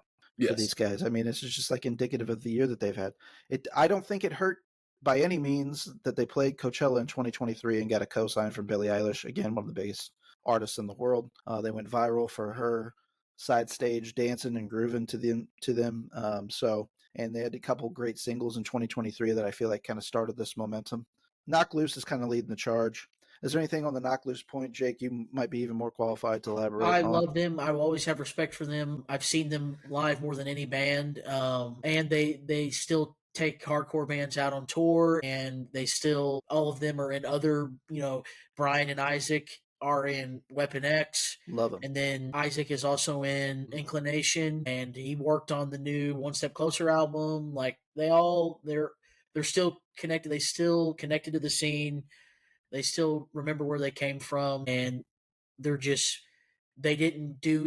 put the music out and people like it. It just this was not force fed. This is this is just because it's that fucking good. And hopefully people discover Knocked Loose and discover other bands, older bands, and start going to shows more, local shows especially. I mean, I got introduced to Koyo and Kubla Khan at one of their shows. Yes. So that was killer. And they always have diverse bills too. Yeah, they definitely do. Yeah. This year we've talked about it many times on our channel, but the fact that we saw Knock Loose headlining tour, Loathe was the semi-main. Just below that was Show Me the Body, and then opening is the next band I want to bring up in this discussion, and that is Speed. Speed is, I think, just in the last 18 months, they've more than gained double their Instagram followers. I think some of that has to do, obviously, with touring more so stateside, playing a lot of these big hardcore festivals, and touring and opening for Knock Loose, who is, again, arguably the most popular, I think it's pretty evident, hardcore band right now based on streams and sales and all those things, those accolades that we mentioned earlier. Speed, I think, in a big way, too. They're starting to kind of carve out their own niche, obviously, in their home country, Australia. They've won many awards there as well recently, which is kind of unheard of. Only One Mode, which was in my honorable mentions, more on that album in detail later, but it won Best Hard Rock Album of the Year or Heavy Metal Album of the Year from ARIA. They also won Best Group of the Year, which is, again, just very unheard of for hardcore to be winning these types of awards. And I think, Speed, they also have a bigger artist cosign in the way of Post Malone. Yes. Post Malone has done a lot for the hardcore community and hardcore artists. His infamous video with Ian from Military Gun and Regional Justice Center, doing some Military Gun songs, drunkenly hanging out, doing some singing. The tour bus one. Do It Faster. Yeah. With Brian Garris of them singing Stray from the Path. Yep, that's another. I think he's had pictures with not only Speed, but Tsunami in the past. Tsunami show, Drain. Yeah, so Post has done a lot for the hardcore scene as well. There's just like this perfect storm right now where hardcore is starting getting the spotlight that it well deserves and breaking into the mainstream. Didn't he also do a show with the Speed jersey? Yeah, well, yeah, he's always wore like he wore power trip stuff, and he's always. I mean, he keeps his ears to the street. Even on the Joe Rogan episode, he was like, "Yo, Joe, you ever heard of a band called NECROT? Like he definitely is like, he's hip. He knows what's going on. Yeah. So and Travis Barker co-signed as well. Protect him at all costs. Yes, for sure. He brought him out to a Blink show. He plays the music before and after shows on the PA system. His wife wears their jersey. Barker Kardashian co-signed too. And the last big endorsement that they got, Post Malone curated the last WW 2K24 game, and so he got to select some of the artists featured on the soundtrack, and Speed was one of the artists that he featured on his soundtrack as well. So I think Speed in a big way going forward is going to get even bigger, more popularity. And I think there's a lot of other artists that we can point to. I think Scow's going to have a big year. They just released a track in anticipation of something that they have coming up in the future. I think Scow is somebody that'll break through in a big way. They got quite a bit of mass appeal. Jake talked about Spaced earlier. I could see them, in another heat, getting even bigger. That they're opening for Boston Manor next year. Yeah, it's great that they're going on these tours because they just toured with Comeback Kid too, so there's quite the variety that Spaced is able to play with too. And they didn't put out a record this year, but Drain toured with Neck Deep. Right. I feel like that's pretty big, pretty big tour for them. So yeah, Drain. I think Drain toured opened up for Blink too. Yes, they did. They on a couple dates. So they might have one coming up. I mean, hardcore's having a golden renaissance period, and I'm here for it. One band we're not even talking about right now, who I would say is probably at least number 2 in the discussion, or at least has to be in it in popularity in hardcore, is Turnstile, and I'm sure they're due to do something here before long as well. And I'm fucking ready. But Blow On will be 4 years in August. I know that's crazy. It's crazy to think that. Really? But, yeah. Wow. Yeah. 2021 album was in my top 3. All right. So we are going to move into our big 4. That's our Mount Rushmore of 2024. This is where Armed Anderson. Armed Anderson. I pull out the Glock. That is one of the greatest AEW moments ever. And they don't have very many. Without question. But that's one of them. Moment of infamy, Arn. All right, gents. So we are going to get started on that top 4. And the man with the mission to get us started, Jake Jackson. What's in your top 4? Number 4. This record blew me away. Ever since I heard the first single late last year, Dead End Friend, I was like, I can't wait for this album to come out. And it's been cemented in my top 5 since the day it came out. And that is the new album from 4 Year Strong. Speaking of Will Putney, produced it, which he also, like the body count stuff, he needs to continue to work with this band. They have a magic, and their new album, Analysis Paralysis, tongue twister there, is fucking fantastic. I don't call them what you want, easy core, melodic hardcore, pop punk. They mix all kinds of genres. To me, you can't box them in. They have mosh parts. They have catchy sing-along parts, great lyrics, and they're just a really unique band. And this was released on Pure Noise Records.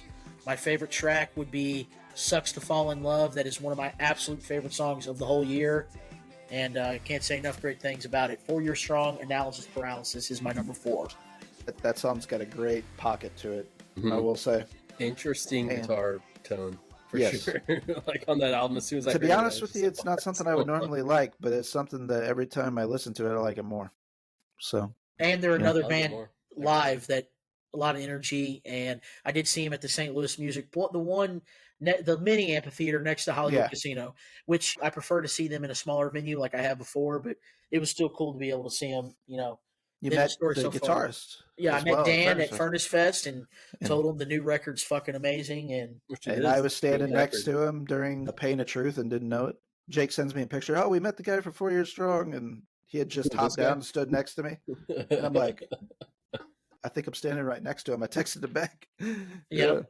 And then number 3, another great hardcore record of a band that I've seen 3 times this year, seen more than any band. Saw them in Springfield with Koyo, Anxious, and Life's Question.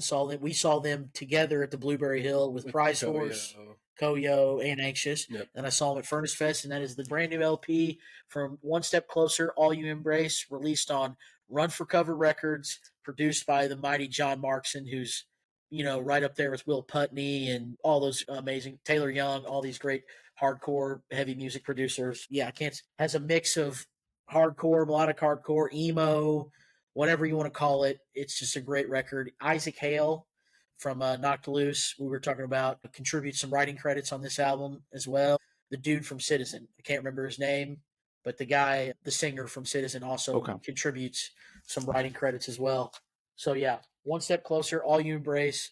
This is my favorite sounding sonically record of the year. Like the way this is very punchy to me, and it has a good, just the way it sounds, perfect sounding to me. And my favorite track would probably be either Blur My Memory or Slow to Let Go are my favorite tracks. One Step Closer, All You Embrace. And then number 2, we were just talking about them, and we've talked about them a lot, and we're going to talk about them some more, and that is Speed's Only One Mode, my absolute favorite hardcore release of the year. This is one of the most anticipated albums. Even on our Album of the Year show last year, I said, I think Speed's going to release their new LP, and they did. And boy, howdy, is it everything that I wanted. Fantastic band, hard as fuck, but they're having fun. You can tell these guys are having fun, and they love what they're doing. And they love hardcore. And yeah. Bonus points for the 2 Bruce Lee clips in there too. Bruce Lee clips. And about the 5th time, I'm going to ask you to cue up the Jamie Josta tweet on the first test. And I got to show off the yellow vinyl like you had earlier. Love that shit. That color. And 10 tracks, quick listen, hard as fuck. Released on Flat Spot, another great label, and was released on Last Ride in Australia. And just a great album cover. Yeah. Look at the fellas. And my favorite track is probably No Love But For Our Own, track 3. And then I really like Mean It too. The transitions on that album are absolutely seamless. Like that's one thing that I love about that. It should have been on at least in my top 20, but there's a lot of stuff that pushed out. But man, just the way that they worked those tracks, did the ordering and everything, absolutely is just so good. That's such a good hardcore record. And speaking of the transitions, especially from Only Foes to the first test, perfect, and then Shut It Down, which was originally on the demo. Very Trapped Under Ice influence track to me. Definitely. And then from Shut It Down to I Mean It have really cool transitions. So Speed, Only One Mode. Cool thing about that band I didn't know until this year was that the lead singer writes everything. Yes. For the band, musically, beyond obviously the lyrics and everything. Concert flautist is actually his primary instrument, so that's why obviously featured in the song, but just a lot of cool elements went into the writing, a lot of personality, a lot of character in that album as well. So yeah, I love that album a lot. Obviously in my honorable mentions probably could have been an argument there for my top 10. Some of my top tracks from the year that I streamed on my Spotify Wrapped was Speed. And Great swag, band. Like you said, they have a lot of swag. That's another thing, especially with bands. Like I love if they got the cool, like not always, but the cool factor, and they are fucking cool to me. These guys are cool. So that's my number. Only 2. One mode, baby. Only one mode, and then number 1, no surprise, album of the year. I knew it was going to be album of the year when it was announced, and that is the 5th studio album from The Story So Far, I Want to Disappear, released on Pure Noise Records. 10 tracks, also produced again by John Markson, working man here, and this record is perfect. Everything literally, besides like Turnstile and Code Orange, like Story So Far over the last 10 years is a band that I've listened to. It's right up there that I've listened to the most. And Parker Cannon, whether it's No Pressure or Story So Far, one of my favorite frontmen in punk and hardcore and lyricists, and the band is firing on all cylinders. This is right up there with the self-titled to me. It's that good. It's the most It's the best lyrics they've ever written, the most personal they've ever gotten. This album deals a lot with grief. It's dedicated to Parker's father who passed away, and this album is just gets you in the feels, makes you feel Yep. something. For sure. And can't say enough good things about it. Gives me chill bumps. These songs, I'd probably listen to this album streaming, in the car, the vinyl almost every day since it came out. Like, it's that good. The story so far, I Want to Disappear, number one, and it was nowhere even close. Nothing was even close to that. Country Mile, at least, for second.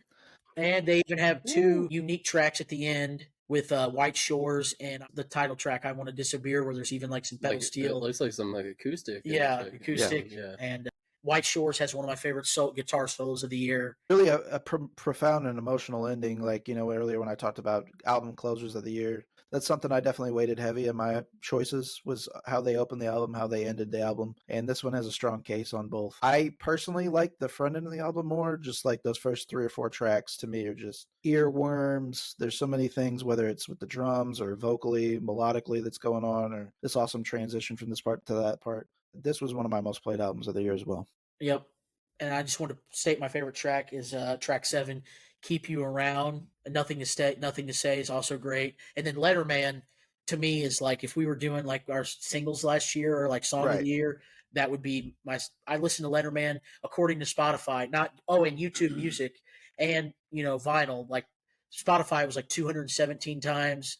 YouTube Music was like, you listen to it like 2 hours worth, and that's a lot on YouTube.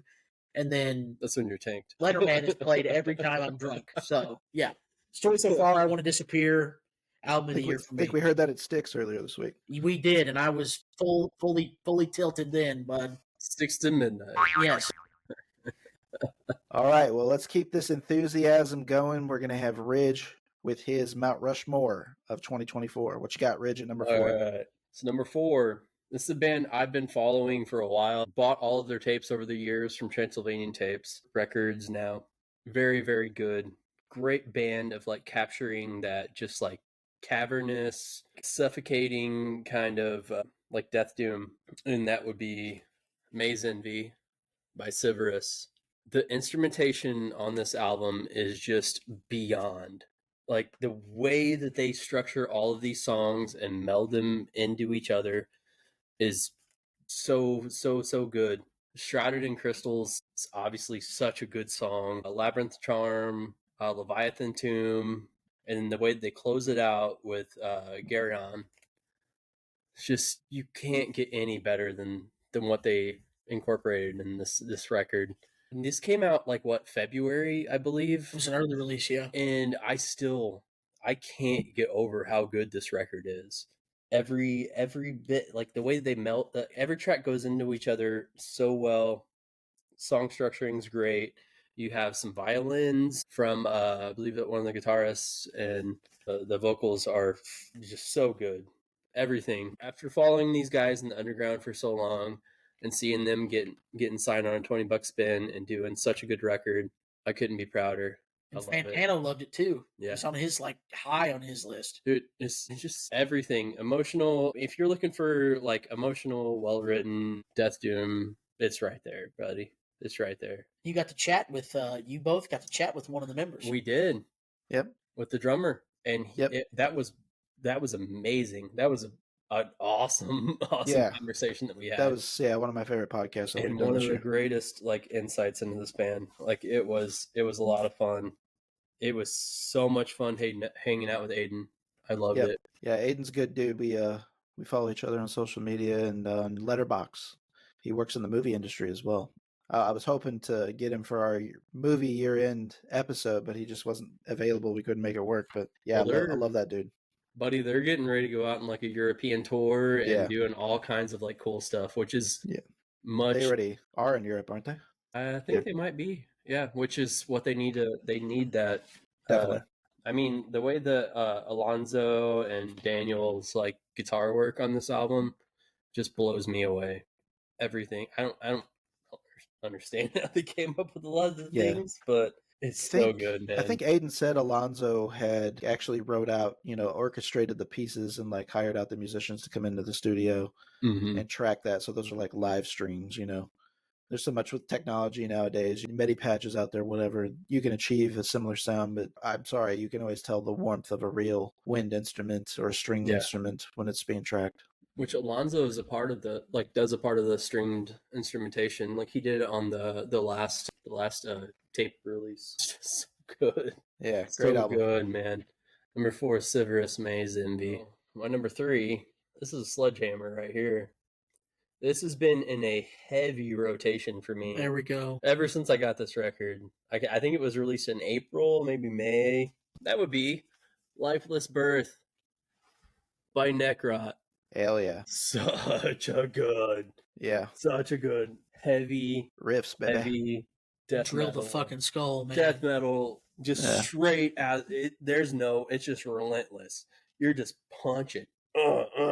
Every track. So good.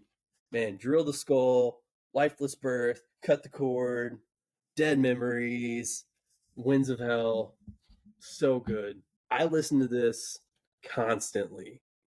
This is like a feel-good record for me now because it's just so much fun. I mean, produced, I think it was, or mixed, I can't remember if it was recorded, mixed, or mastered by Greg Wilkerson from Autopsy. Well, that makes a lot of sense. Everything that he touches, I absolutely love. So, I mean, Bay Area dudes, everything they do is gold.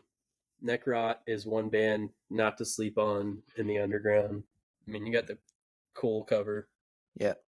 Another band that's getting a lot of love in these year-end lists, and deservedly so. They are. And I mean, 3-piece, fantastic solos, scorching solos. Solos are bananas, man. So good. I'll never put that record away, for sure. There'll definitely be a lot of replayability with that. And that's one thing that record, like Lifeless Birth, has so much hook. Yes. So much groove to it. There's still songs there. That's why I can get into it. Like, there's still like something to latch onto. Exactly. But they still keep that. Well, it's still hard music. They keep that old school, like, death metal, like edge and grit and sound to them. That's why I'm saying you can do both. You can be the most brutal thing in the world, but you can be memorable. Right. I mean, and they are. I mean, like, they have like a demon with like I mean, if you can look up if you can't see that. You can look it up and you can see what's going on there. But I mean, like, you can do like the most, like, you can do that and be groovy and be hooky and leave you humming that stuff. It's what I tell people. Like, it's what I tell everybody. It's like you're being as old school as possible and rough around the edges, but you're still humming that stuff a week down the road. And that's one of the things why that record is so Drill good. the Skull. I mean, the groove on that is crazy. Oh my God, yeah.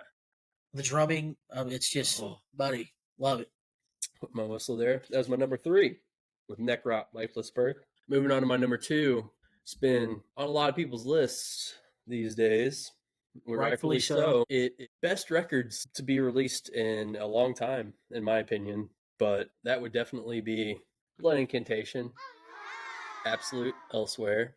I mean, this is death metal. This is prog. This music, ambient. This is synthwave. I mean, this is just everything that you would love about old Blood Incantation mixed with that synthwave kind of stuff, like Time Wave. Time Wave Zero. Like they did such a good job of taking everything they've done before and then blending in like some Time Wave, some Tangerine Dream kind of stuff, which also featured. Tangerine Dream is also featured on this. This record is beautiful. It's amazing. It's brutal. It's an experience. I think it is the most adventurous, ambitious metal album that I heard this year. It's not on my top 20, but it's in my top 30, without a doubt. Right. I don't know any, even if you don't love death metal, you can appreciate this record. Yes. It's that good. And I hope people do. I mean, incredible musicianship. It's done well. I can't wait to see what else they have coming after this. Like, everything they've done is just, I've always been such a big fan of their music, except for Time Wave Zero, but which was in my top 10 and on our 2022 list. I fucking love it. I love shit that sounds like that. Yeah, that was just off of like pure, like, I was waiting. Wasn't expecting it. Yeah, I was waiting for a new Blood Incantation. He did it. That, and then It sounds like an 80s Henri. sci-fi yeah. thing, you know. But this, they set the stepping stones to the path to what they were going to go towards, and I appreciate it now. But just at least like tell the fans, like, you know, this is what we're going to do, and then just wait, we're going to come around, and they don't know us shit. But, Just put your art out.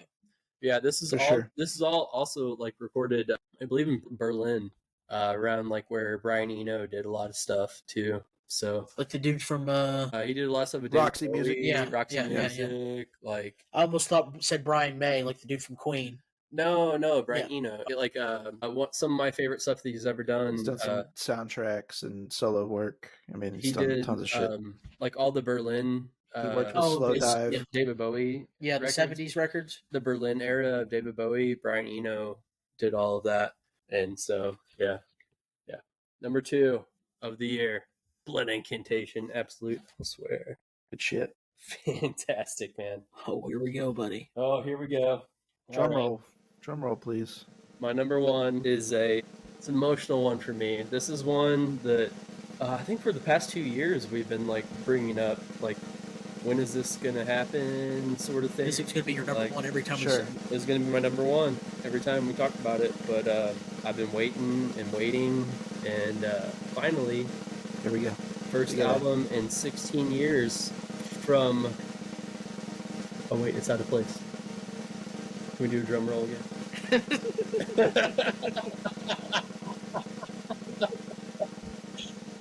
Oh, my number 1 of the year is "Songs of a Lost World" by The Cure. Wow. This is one of my all-time favorite bands, next to Converge. Like, I've named a child after this band. That's how much they mean to me. The Cure, "Songs of a Lost World," my number 1 album of the year. It's one I've been anticipating for such a long time. The first album in 16 years that they've released. This album deals with so many emotions for me. I was like waiting sick for this for a while. Like, I remember like setting an alarm for the pre-order, waiting for this to come. I woke up early in the morning to get the pre-order in, got a couple copies of it, different copies, because they have different ones that were really cool. Yeah, I mean, like, let alone they tease this with the track "Alone," which is just one of the most emotional bringings from Robert Smith near like "Disintegration," the title track. I mean, like, the title track "Disintegration." Like, it's a lot of grief, a lot of different emotions going on in there, and it's a very heavy album. I love it. "Alone" and "Nothing Is Forever," "A Fragile Thing." "War Song" was one song to me that just, it was, I don't know, it brought a lot of like feel of like Blood Flowers, "Disintegration," and then like bringing in like other like influences in my ears, like Yesu, like brought in like some of that feel in there to me. "Drone No Drones," fantastic. "All I Ever Am" was a track that really like surprised me on this one. It just like, I don't know, it was just like the feel of it was amazing. And then when we talk about closers, "End Song" is definitely my top closing track in I don't know how long. 12 minutes, An epic closer. 6 minutes of instrumentals. Yeah. Crazy And, atmosphere. And then it ends, and it's just the way the lyrics on this album are kind of surreal in a way, and kind of makes you think that maybe it's the end of a lot of things that are going on, like Robert's getting old, all this stuff, even though we have word that more albums are coming out. But still, at the time of listening to this, I was like, is this the goodbye from Robert? Like, it's really Hard good not album. to think that, for sure. And I'll be crushed. I'll be destroyed when that happens.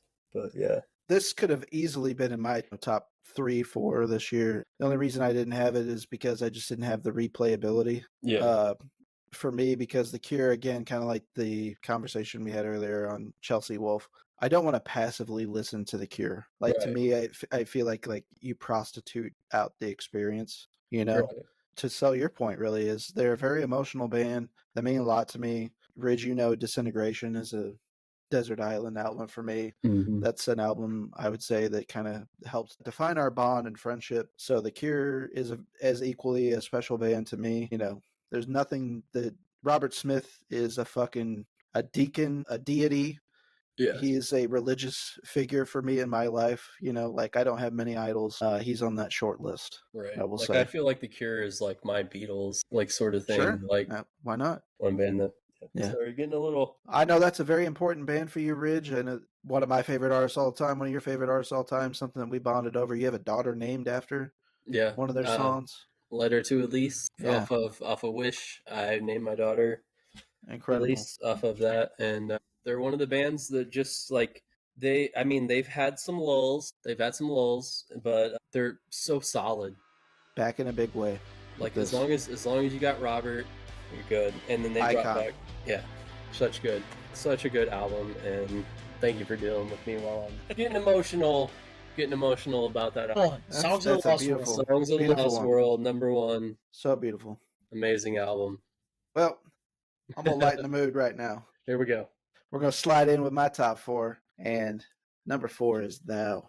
Yeah. Umbilical. Ridge had this in his honorable mentions earlier. I'm just gonna add some spice to this. There you 10 go. songs, 48 minutes. Ridge mentioned Sacred Bones. I believe it's their label. So this is a sludge masterpiece. You know, Ridge and I have had many discussions about this album. What I think this album does really well is, at times, it gets as absolutely audibly, as far as the bass register is concerned, as heavy as it can before it hits like the fabled brown note, you know, so heavy that you can't hear it, but it'll make you shit your pants, right? Yeah. This band is incredible. They've somehow, with everything that they do, they just keep getting better and better and better. And I cannot fucking figure out, like, how can they set the bar higher for themselves? This is literally one of my favorite bands in heavy music. They can do no wrong in my eyes. I think that the big thing this year with this album in particular, so this dropped, I believe it was May 31st. I know it was that Friday going into the Destroy the Brain all-day Grindhouse Marathon. So my big opportunity, I knew I was going to be in a car for about an hour and 15 minutes driving up to St. Louis to go catch the all-day grind. I was like, unadulterated, we're going to listen to this album from start to finish, crank this fucker to 35 because that's the max volume of my car. And I, in a rainstorm, was plowing my way up and just locked in, getting prepped for the all-day Grindhouse movie marathon. And this just paired so perfectly. Jake was talking about, you know, you'll remember forever where you were when you first listened to this album. This was that case. I was getting pumped and primed for an all-day Grindhouse, watching fucking old-ass karate movies, exploitation films, and horror flicks for 13 hours or so. I think it was almost 14 hours I was in the theater. And every time I went out on break, I went out to the car to get gummied up again and listen to more of this album on the breaks that we had between the double headers.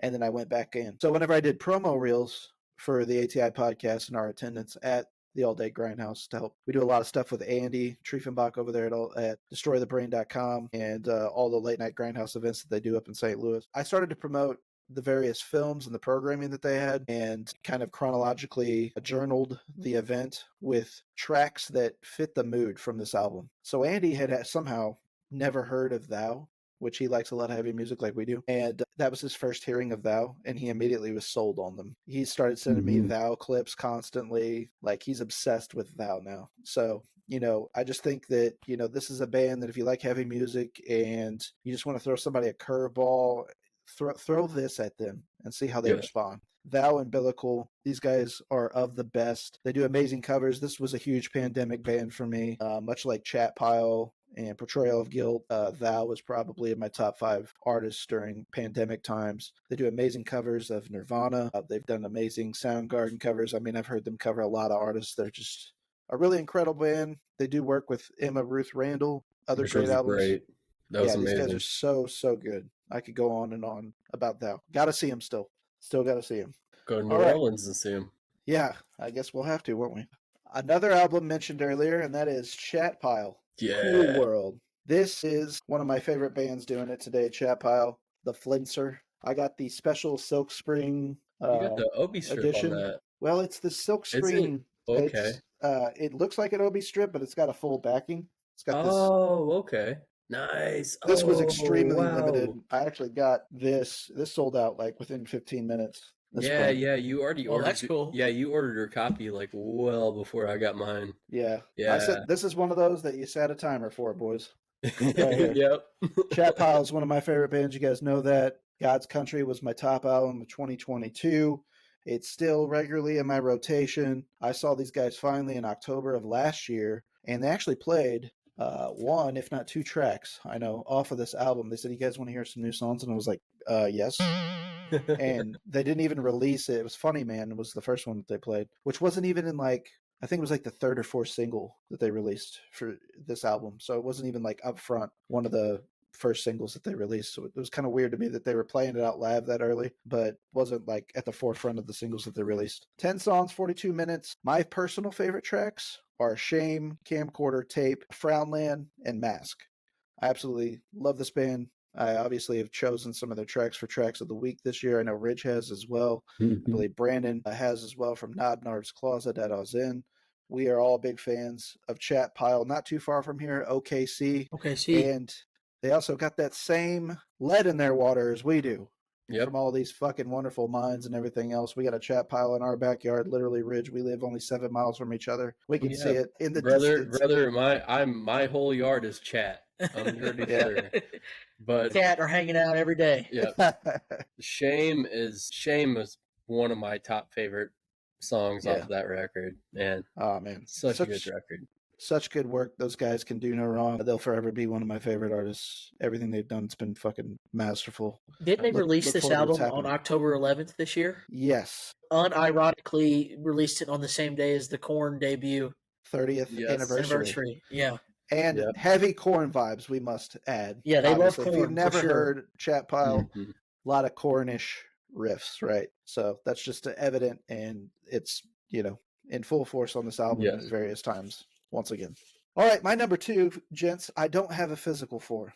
So, and that is no fault of my own because there isn't a physical yet. The physicals aren't going to be until this spring, and it was a surprise album that just released in the last 6 weeks or so. And that is the new Kendrick Lamar album, Gen X.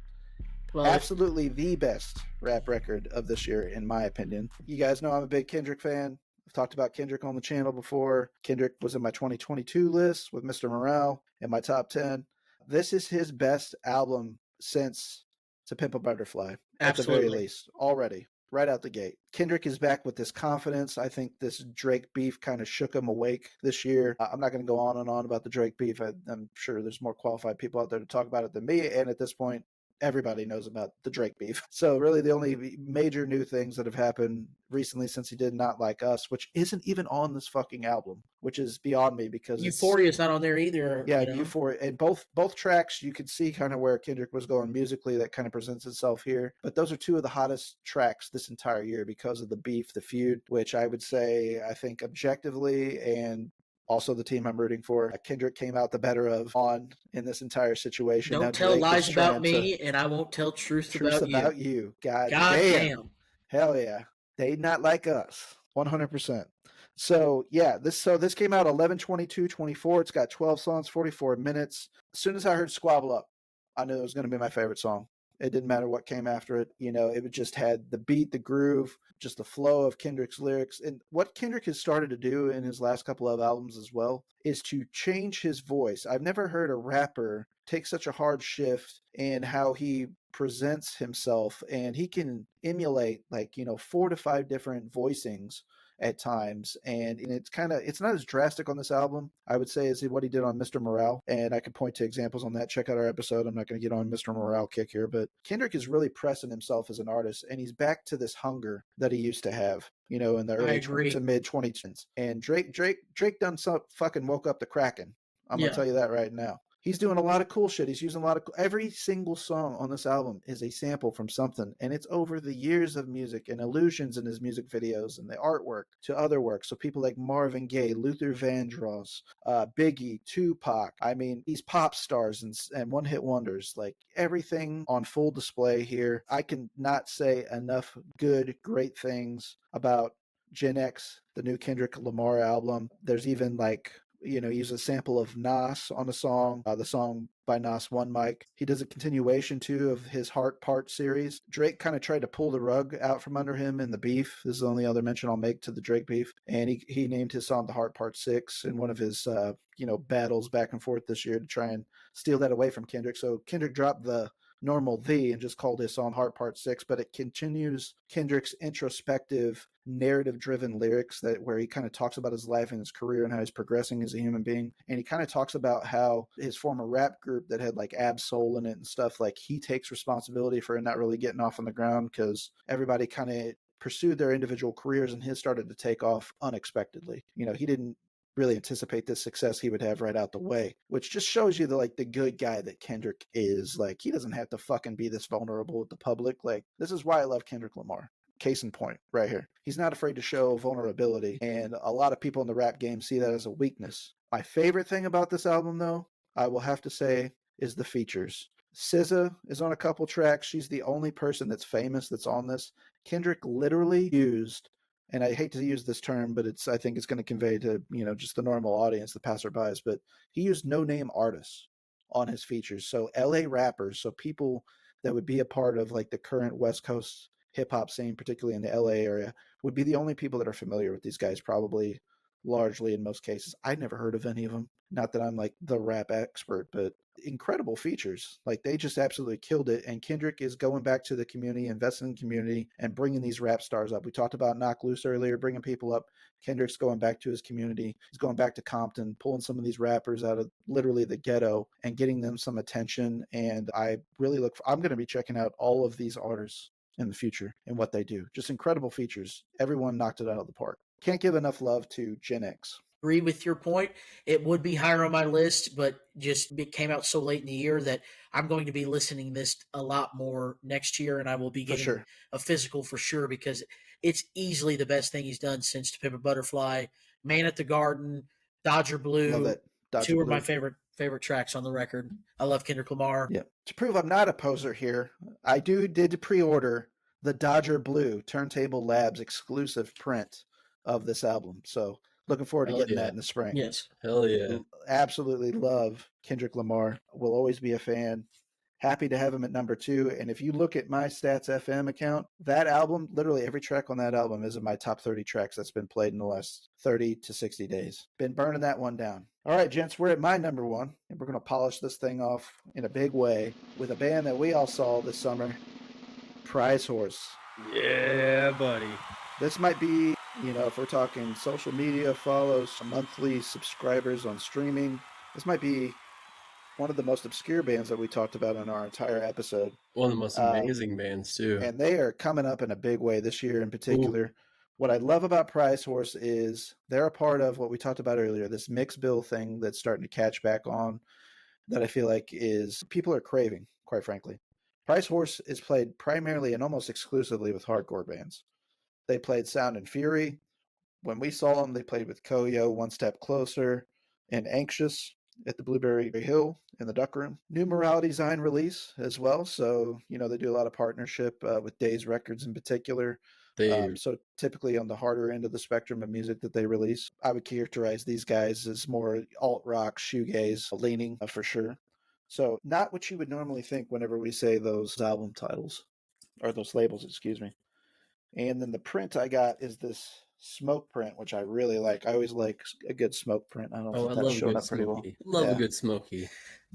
Looks like I got some of my pubes shaved up in there in those holidays. Yep, get some in there. Yeah. So, 10 songs, 36 minutes, released on February 6, 2024. And I do remember, I told you guys when this came out and I listened to it, that, guys, probably going to be my number 1 album of the year. And Jake was like, Barrett Lewis with the early call. Yeah. That was these guys. And have you guys ever just put on a record and like within the first 30 seconds of just like the chord progressions and structures and how the vocals sit in the mix and everything, you're just like, that's literally what this did to me. Like, it just cut me emotionally. And like, I'm a big like seasonal depression guy. Like, I get seasonal depression in particular. I try to, be a positive guy constantly, but just those winter months always get to me somehow at some point. Yeah. Lack of sunlight, all that stuff. This came out like kind of toward the tail end of winter too. So I was just like And ready it to be snowed done its with ass winter. off that weekend. You said Yes, it February did. 16th. That was Yes. I went to the Southpaw show that weekend, and it fucking snowed its ass off. Yeah. So And we had some late snows this year. But yeah, this was one that, you know, I was like done with winter, kind of depressed. This came out, I'm like, oh, immediately just got to me. And Those are the best records. when we saw him play live, I wasn't like trying to heckle him, but they were like, "Yeah, we just released a new record," and I was like, "Album of the year," standing right in front of him, and he kind of looked at me awkwardly for a second, continued talking. But when the drummer got off the stage, we got to talk to him for a little bit longer. I was like, "Hey, dude, I really wasn't trying to like take away from what you guys were doing. I genuinely meant album of the year. Like, you guys are incredible. You guys should be more popular than what you are. Like, you guys are incredible musicians. Like, not enough people are talking about you." But yeah, man, it just hit me in the emotions. Dark Options, Your Time, Undersound, the title track, Rev, Stone, No Better. I love all these songs on this album. There's no skips in my opinion. Those are just some of my favorite tracks. I think it's highlighted by its drumming. This drummer just, if you listen to this music without a drum track, you could probably, you know, kind of picture in your head, if you're an active music listener, like what a general drum track would sound like. This guy does unconventional stuff. Like, he's very busy. I love his drumming. Yes, he's very busy. He does a lot of what I would call dangerous drumming, you know, like if any, you know, Joe Schmo would try to pull some of the shit off, they could not. He's got a deep pocket. We saw him live, a lot of power with his playing too, so I always have a respect for that. I could literally feel the air off of his toms when he was hitting them. So I've always got big respect for that. They got the quiet, loud dynamics thing dialed in perfectly. That bass tone, they know when to kick in the bass distortion. Just a power trio again, 3-piece, big respect on that. And just the melancholy and the vocals and the lyrics. It's just real simple lyrics at times, but it just kind of speaks to you. There's this part where he keeps repeating vocally, "On your time. Take your time, I won't reply." And it's like in regards to, you know, take your time to responding to me, like, you know, in this new age finagled technology and texting, doesn't matter, I'm not going to reply back to you. And it was just, as simple as those lyrics were, there's been so many times that I've had that thought in an emotional text, like, I'm going to say what I have to say. I don't give a shit when you respond to me or whatever. I've gotten out what I've had to say. Doesn't matter what you say back to me, I'm probably not going to reply. I said what I had to say. You know, so that really spoke to me in that moment, as little as that might be. So back to the emotionality Ridge talked about with his number one. And I highly recommend checking out their Audio Tree session from this year. It's my favorite Audio Tree session. Big fan of Audio Tree sessions. I think that if you haven't seen them live and you check out their Audio Tree session, I think it's a very good sample of like what that experience is. Definitely a band to look forward to in the future. These guys are dangerous in the way that they will go on these hardcore festivals. They'll play on these hardcore touring bills. They don't give a fuck. They appeal. Hey 5-6 just did a fucking set on them. So love Prize Horse Undersound. My number one album of the year. Can't say enough good things about these guys. Great album. hell yeah. Great album. Minneapolis, Minnesota. They know something about, I'd say a little tinges of like maybe a little Midwest emo in there too. Yeah. Would be the only thing I didn't hit on. They have one of my favorite stickers on my beer fridge over there. The I'd rather be fishing or something. I'd rather be fishing in Minneapolis or something like that. Yeah. That's good shit, I pal. also have It's like a bumper sticker. Yeah. It's like awesome. Yeah. Well, gents, that's our top albums of 2024. Oh, How do you feel? You think we accomplished the task this year? I know it's something that we've been working on, tooling on all Absolutely. year long. Another year down. I think we did. 2025 is already heating up. There's already several releases for me. Yep, lot of man. exciting things to come in 2025. We should honor our brother in arms, Mr. Blake Worley, who did give us some albums that he wanted to highlight himself on his list. Jake, do you by chance have that list? Let's see what Blake Worley had in his top 9. He may have had something. I know that he at least had a thing or two that we did not discuss. So Skater Boy. A lot of it is Skater Boy 1 through 2. Hey, great song. A lot of his list is basically my list okay, for the most part. But there's a few that's not in there. Vicious Cycle. This is in no order, he said. Vicious Cycle, Cold Hard Steel, who we got to see at Furnace Fest, and Blake has good been guys. obsessed with them, rightfully so, ever I since. talked to the lead singer before they started playing. Really good guy. Also, I think he's the same guy that filled in on bass for Marauder. Yep. State Champs, which I talked about earlier. That's also on his. That's a band that we've both loved for years. I Want to Disappear. Just talked about that one. The story so far. Just talked about this one. Only One Mode. Speed. You Won't Go. For another one we just talked about. You Won't Go Before You're Supposed to. Knocked Loose. Neck Deep. Something that I talked about. One that I didn't talk about, which is actually on my top 40 list, and that's Exhibition of Prowess, which Blake Sped called it Exhibition of Power on his list. It's Prowess. Exhibition of Prowess by Kubla Khan. I really liked it. Don't call him out. Come on. Yeah, I really liked it, but I didn't like it enough to put it on my top 20. And then This Is All We Ever Get by Spaced, and another banger. One. And then Life's Question, self-titled EP. One thing I want to mention about that Kubla Khan album is really we should have brought this up in our hardcore Breaking the Glass Ceiling The Ant Pile thing. The Ant Pile too, yeah, absolutely. Yeah. It's been a social media trend. I even see like a lot of like drum reels that I follow. You know, that's very popular in drum reels this year. I sent you the YouTube video that was on my feed of the like 9-year-old kid like playing Ant Pile 2, and the guitar literally is bigger than him. Yeah. Yes. Yeah. So Kubla Khan's a band, you know, going forward, I could see, you know, getting very much bigger. Well, they're right up there with Turnstile and Knocked Loose. They have over 1 million monthly listeners. They got the Travis Barker, Jelly Roll, Machine Gun Kelly. They did the before Kimmel or whatever. They were listening to that and put it on Instagram or whatever. They were like dancing to it or whatever. Yeah. So some other things to, you know, highlight some points that we made earlier. So, gents, man, I think we accomplished the task tonight. The task at hand, albums of the year. Was really looking forward to this one. Hopefully we brought some insights or some appeals to some of these artists that may have been on people's radar previously or didn't know anything about, and they're going to give them a chance. That's always the goal, right? Yes, sir. We'll see you in 2025. Yep. Give the folks a little quick sign off. We're going to let them know what we got going on in the future. We're going to get out of here. Well, of course, we'll do Record Store Day again next year in Cape. We're going to do it. We're doing it. Okay. Save them pennies. So we're going to do it, but it also coincides with another event. So LDB, we'll be at LDB next year. But so we're going to figure out that we want to get back to a little back to basics. Yeah, I think we might do that, honestly, beginning of the year. Just a regular format. Because we've had some guests the last few. So we're going to do that stuff. A quick one, just a banger, just get it over back on with. the tracks. Yeah. Yeah. So do that kind of stuff. Normal new logo. Routine. Try to get a new logo. Try to keep working on that. Yeah. It's coming. Yeah, that's about all. Hell yeah.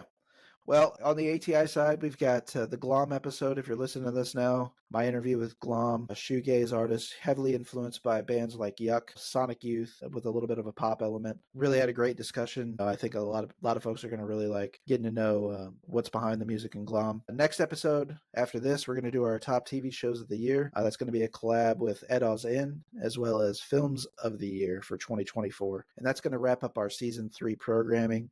And then March 2025, we're going to be back in the saddle. Season 4 picks up. We got a lot of awesome new, fresh slate of guests coming your way. I've been having a lot of exciting talks with various artists, and I think folks are really going to dig the conversations that we have going on in the future. So stay tuned. Social media, Instagram's where I know both of us are most active. You know, what we do on Instagram, auto post to Facebook. So follow at Waxing RJ to see what Waxing On with R&J has going on constantly, and follow at the ATI Podcast to see what we have going on. And for this episode, gents, albums 2024, signing off. Waxing On R&J, ATI Podcast. Drink them if you got them. Drink check them. I got to work at 6 a.m. No drinking more. No more drinking for me. Hey, let's throw those number ones up, boys. Let's throw those number ones up. Throw the number ones up. We the ones. Bloodline, baby.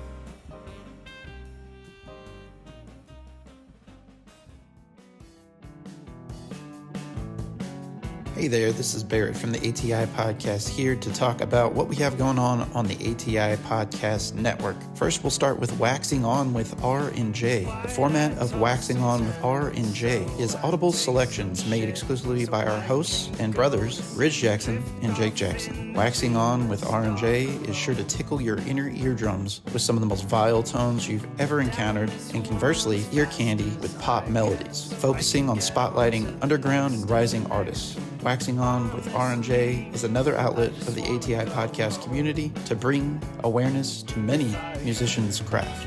Also found on the ATI Podcast Network Nod Narb's Closet, hosted by Brandon Stewart of Edos Inn. Nod Narb's Closet is a wing of the ATI podcast programming that delves into the world of roleplay games, miniature painting, diorama making, occasional pro wrestling match watch-alongs, providing commentary with a dash of jocularity and satire, and much, much more. Of course, leading the pack is the ATI podcast. On the ATI podcast, we episodically invite guests onto our show to spotlight their talents, whether that's musicians, filmmakers, artists, actors, businesses, even athletes. Nothing is off the table. The focus of the ATI podcast and its collective creative arms, whether that's Waxing On with R&J or Nod Narb's Closet, is to bring awareness and focus to people's talents. Be sure to follow us across all traditional podcasting platforms, and for the full experience, subscribe to our YouTube channel. Just search the ATI podcast. Stay safe out there.